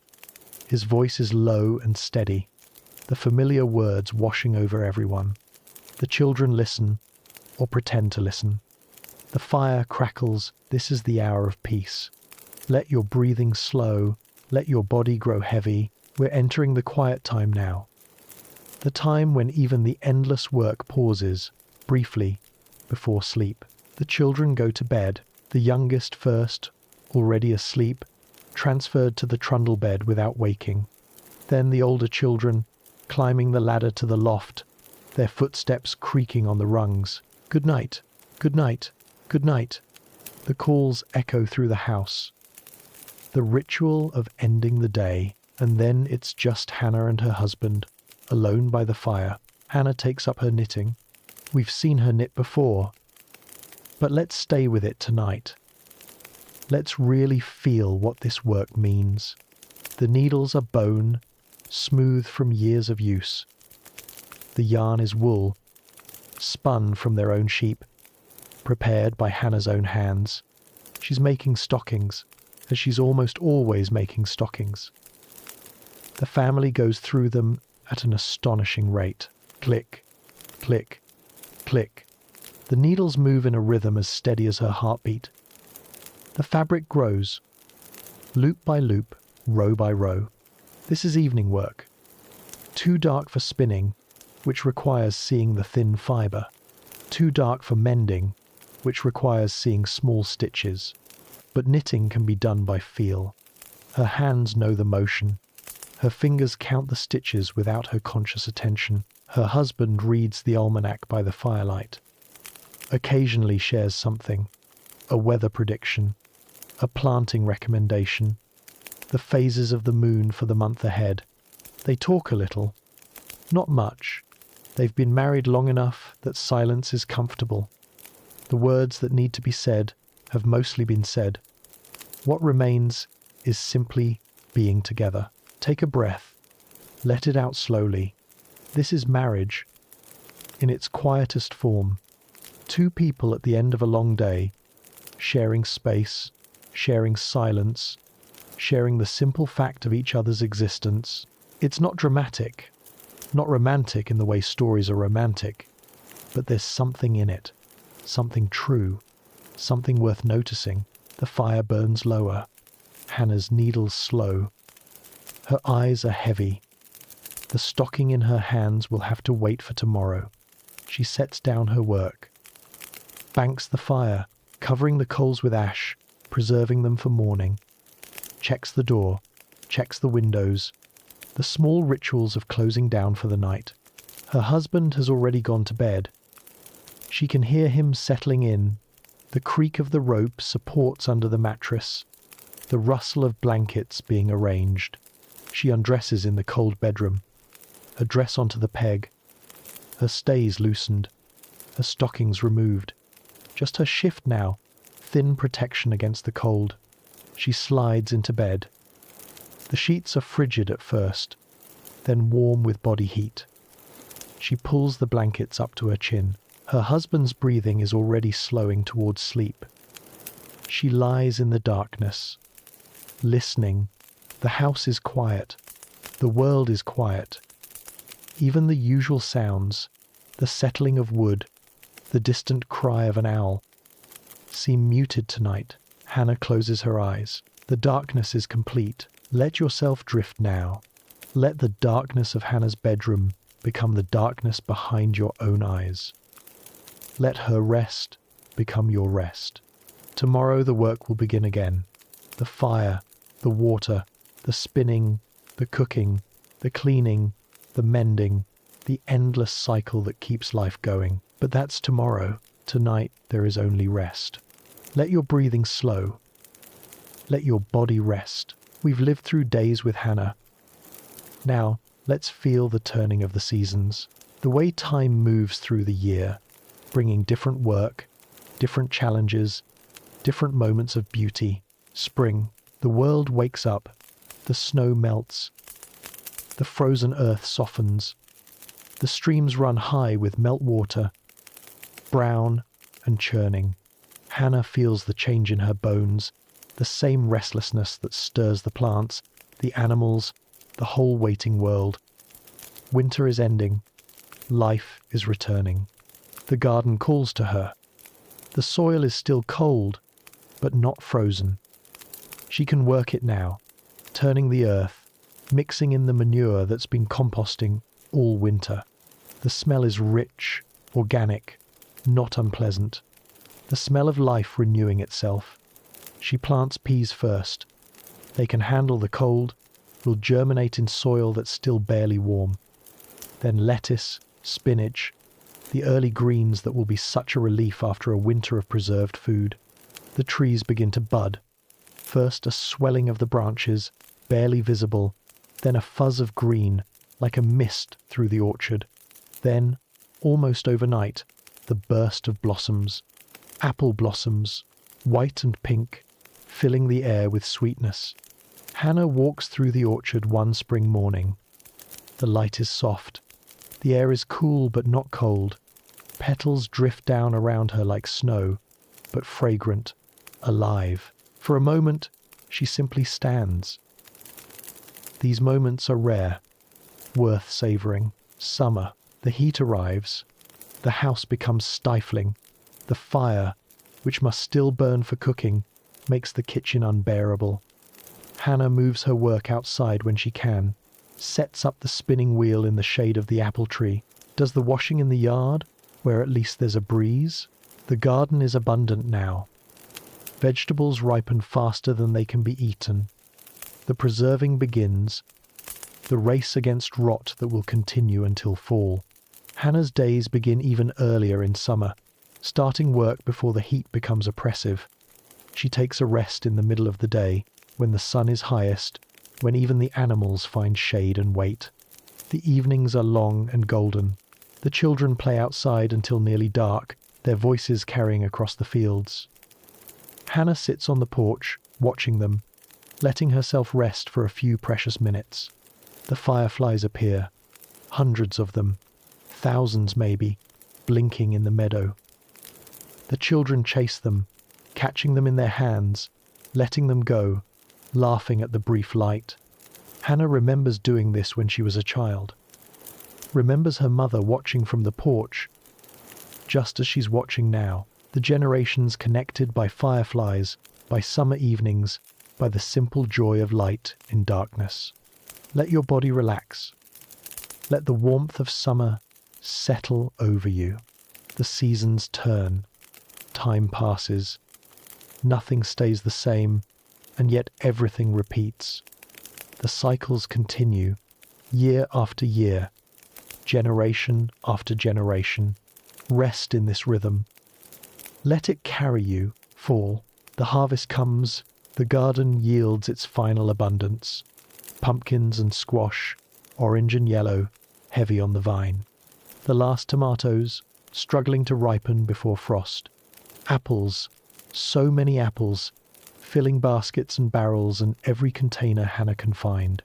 The preserving intensifies. Every day, another task. Canning, drying, pickling, storing. The cellar fills with the work of summer, lined up in jars and barrels and bins. The days grow shorter. The light changes, becoming golden earlier, fading sooner. There's a melancholy to fall, even amid the abundance. The knowledge that cold is coming, that the easy days are ending. The leaves turn. First a few trees, early changes, going yellow while the others are still green. Then more and more, until the hillsides are blazing with colour, red and orange and gold, impossibly bright against the blue sky. Hannah pauses in her work to look. The colours won't last long. A few weeks, maybe, before the wind and rain strip the trees bare. She wants to remember, wants to hold this beauty in her mind through the grey months ahead. The first frost comes. The garden dies overnight, the tender plants blackened and wilted. Hannah feels a pang, seeing her careful work destroyed, but also relief. The season of growing is over. One less thing to tend. Winter, the cold settles in, the world contracts. The family draws closer to the fire. The outdoor work ceases, except for the essential care of animals, the endless chopping of wood.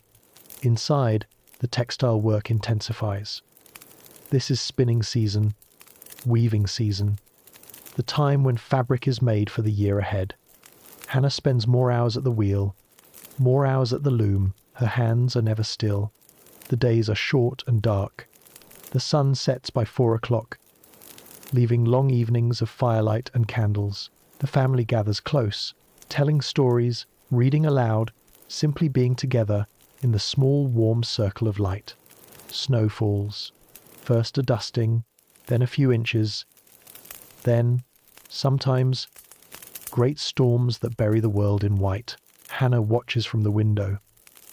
The familiar landscape transformed, made strange and beautiful. Christmas comes. Not the elaborate holiday of later times, but a quiet day of worship and family. Perhaps a special meal, if stores allow. Perhaps small gifts, handmade and precious. The acknowledgement that even in the darkest time, there is hope. The new year turns, and slowly, slowly, the days begin to lengthen again. Let the seasons wash over you. Spring, summer, fall, winter. The eternal cycle. You are part of this cycle too. Your body knows the seasons, even in a world of climate control and artificial light. Something in you responds to the lengthening days, the turning leaves, the first snow. Let that ancient knowing settle you into sleep. Time moves differently in Hannah's world. Without calendars on every wall, without clocks in every room, time is measured in seasons and harvests, in children's growth, in the slow accumulation of years. Hannah's children grow. Her daughter marries, leaves home, starts her own household. Hannah helps her set up housekeeping, passes on the knowledge, the recipes, the skills, watches her daughter begin the same cycle of endless work. Her sons grow into men, take on more of the farm work, begin to talk about their own land, their own families, their own futures. The youngest, the baby we watched nursing, is a child now, running and playing and getting into mischief. Full of questions Hannah doesn't always know how to answer. Hannah's body changes. The years of work have taken their toll. Her back aches constantly now, not just at the end of a long day. Her hands are gnarled, the joints swollen, the fingers bent. Her eyes strain at close work. She holds her sewing farther and farther away. She moves slower than she used to. The water bucket feels heavier. The garden seems larger. The stairs to the loft are harder to climb. But she keeps working. What else would she do? The work is her life. The work is who she is. Her husband ages too. His hair is white now. His step is slower. He can't work the fields the way he used to. The boys have taken over most of the hard labor. But he's still there, in the evening, reading by the fire. Still there in the morning, rising before dawn. Still her partner, her companion, the other half of this life they've built together. They've been married 30 years, 40. The number hardly matters. What matters is the accumulation of days, of meals shared, of children raised, of crises weathered. They know each other so well now that words are almost unnecessary. A glance conveys what once required a sentence. A touch says what volumes couldn't express. This is what a long marriage becomes. Not the passion of youth, but something deeper. The comfort of being truly known. Let your body rest. Let the years wash over you like water. Time passes. This is the nature of things. The seasons turn. The years accumulate. The body ages. But something remains. The love we build. The work we do. The connections that outlast our individual lives. Hold on to this as you drift towards sleep. The fire burns low. An evening, late in Hannah's life. She sits in the chair that's been hers for decades, worn to the shape of her body. The knitting needles are still in her hands, but they move more slowly now. The arthritis makes every stitch an effort. Her husband sits across from her. He's not reading tonight, just watching the fire, just being here, in this moment, with her. The house is quiet. The children have grown and gone, started their own families. Grandchildren visit sometimes, filling the rooms with noise and energy, reminding Hannah of what it was like when her own children were small. But tonight, it's just the two of them.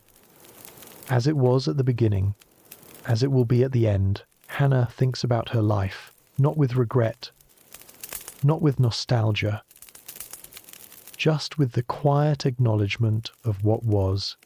She thinks about the thousands of meals she's cooked, the millions of stitches she's sewn, the water she's carried, the fires she's tended, the endless spinning and weaving and washing and mending.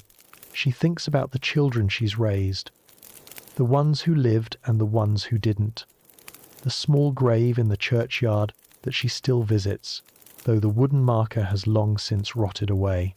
She thinks about the small moments, the fireflies in summer, the first green shoots of spring, her daughter's face on her wedding day, the feeling of a baby falling asleep in her arms. These are what remain.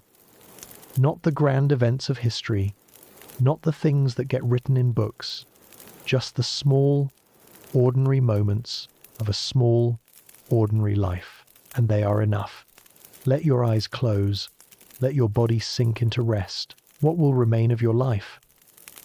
What small moments will you look back on at the end? Perhaps you don't know yet. Perhaps the best moments are still ahead. Perhaps they've already happened, and you haven't yet recognized them for what they are. It doesn't matter. What matters is now. This breath, this moment, this rest.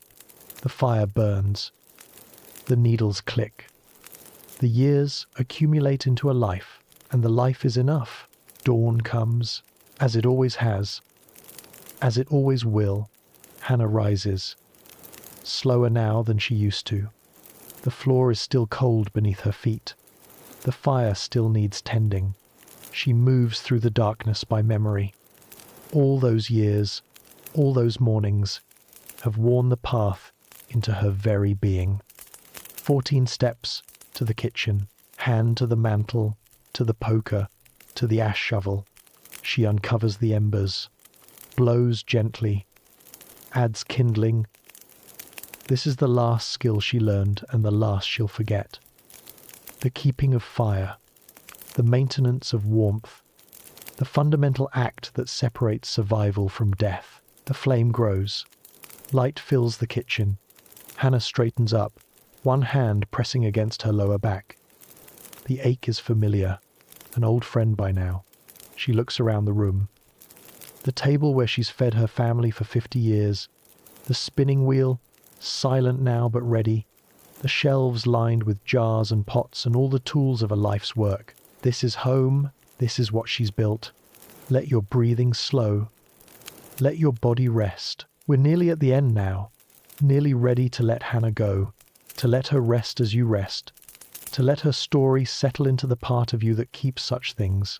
But first, one more morning. One more moment. Hannah puts the kettle on to heat. Takes the water bucket, lighter now that she fills it only part way, and steps out into the dawn. The world is grey and gold.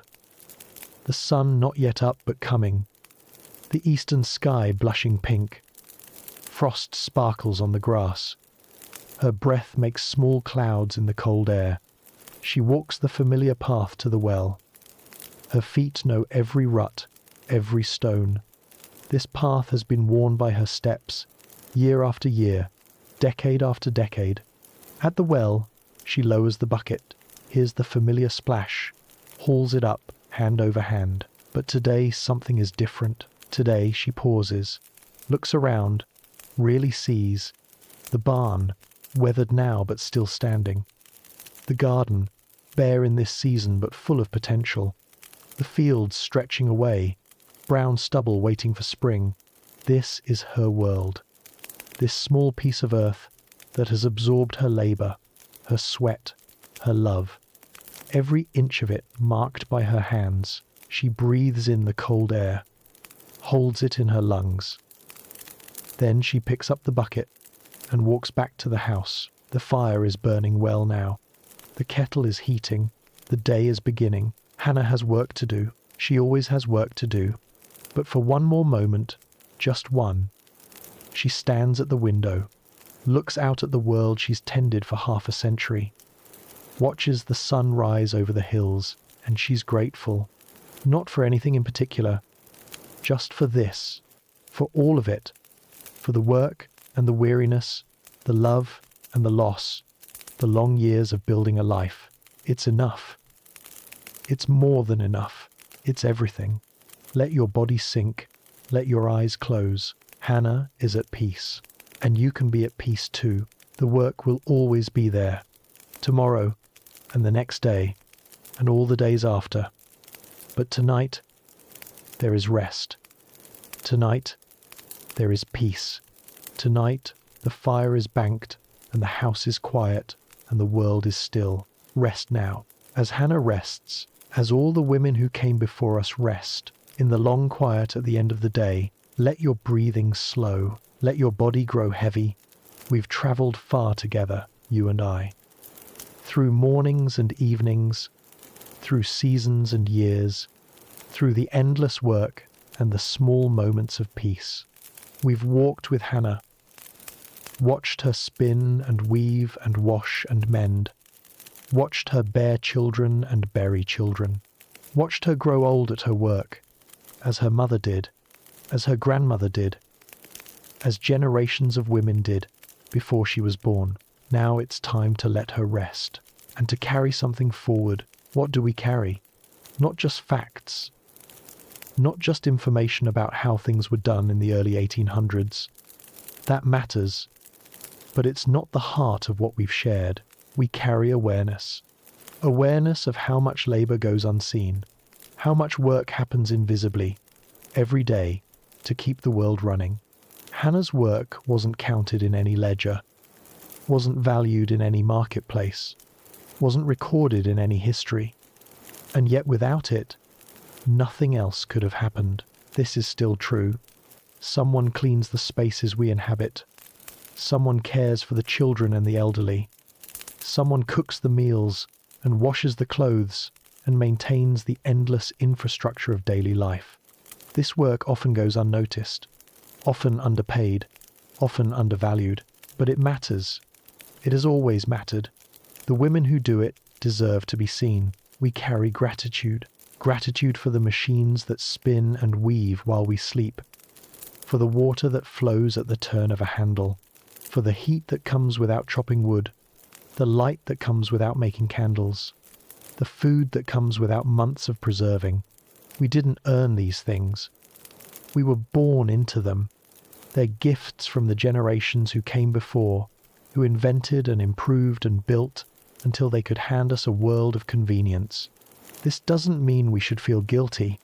It means we should feel grateful, should recognize the incredible privilege of our moment in history, should hold it lightly, humbly, with appreciation. We carry connection.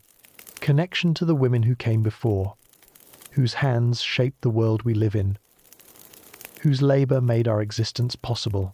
They're not gone, not entirely. Their knowledge lives in traditions still practiced.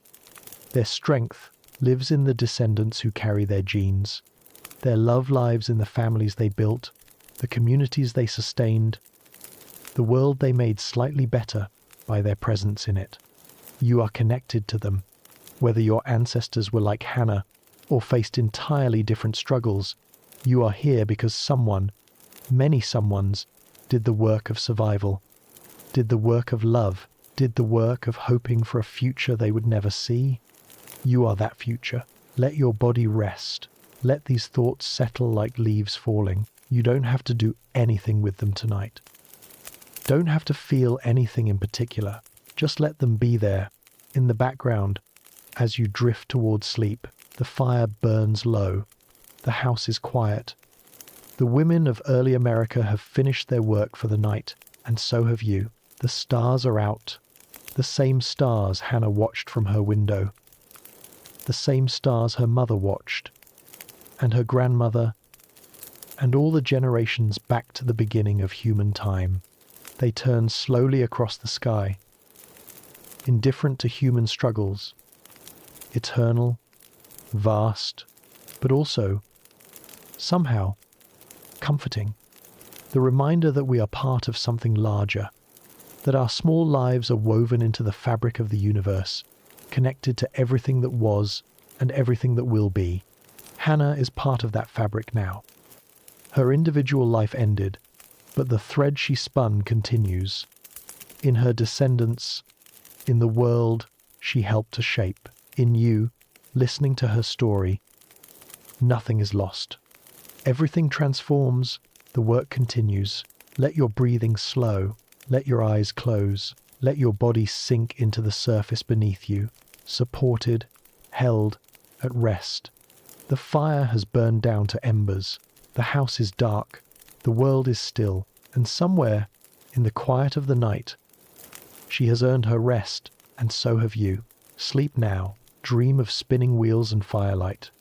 Dream of gardens and preserving jars. Dream of small moments of peace amid the endless work. Dream of hands, working and resting and reaching through time. They're holding you now, the hands of all the women who came before, holding you, blessing you, letting you rest. Good night.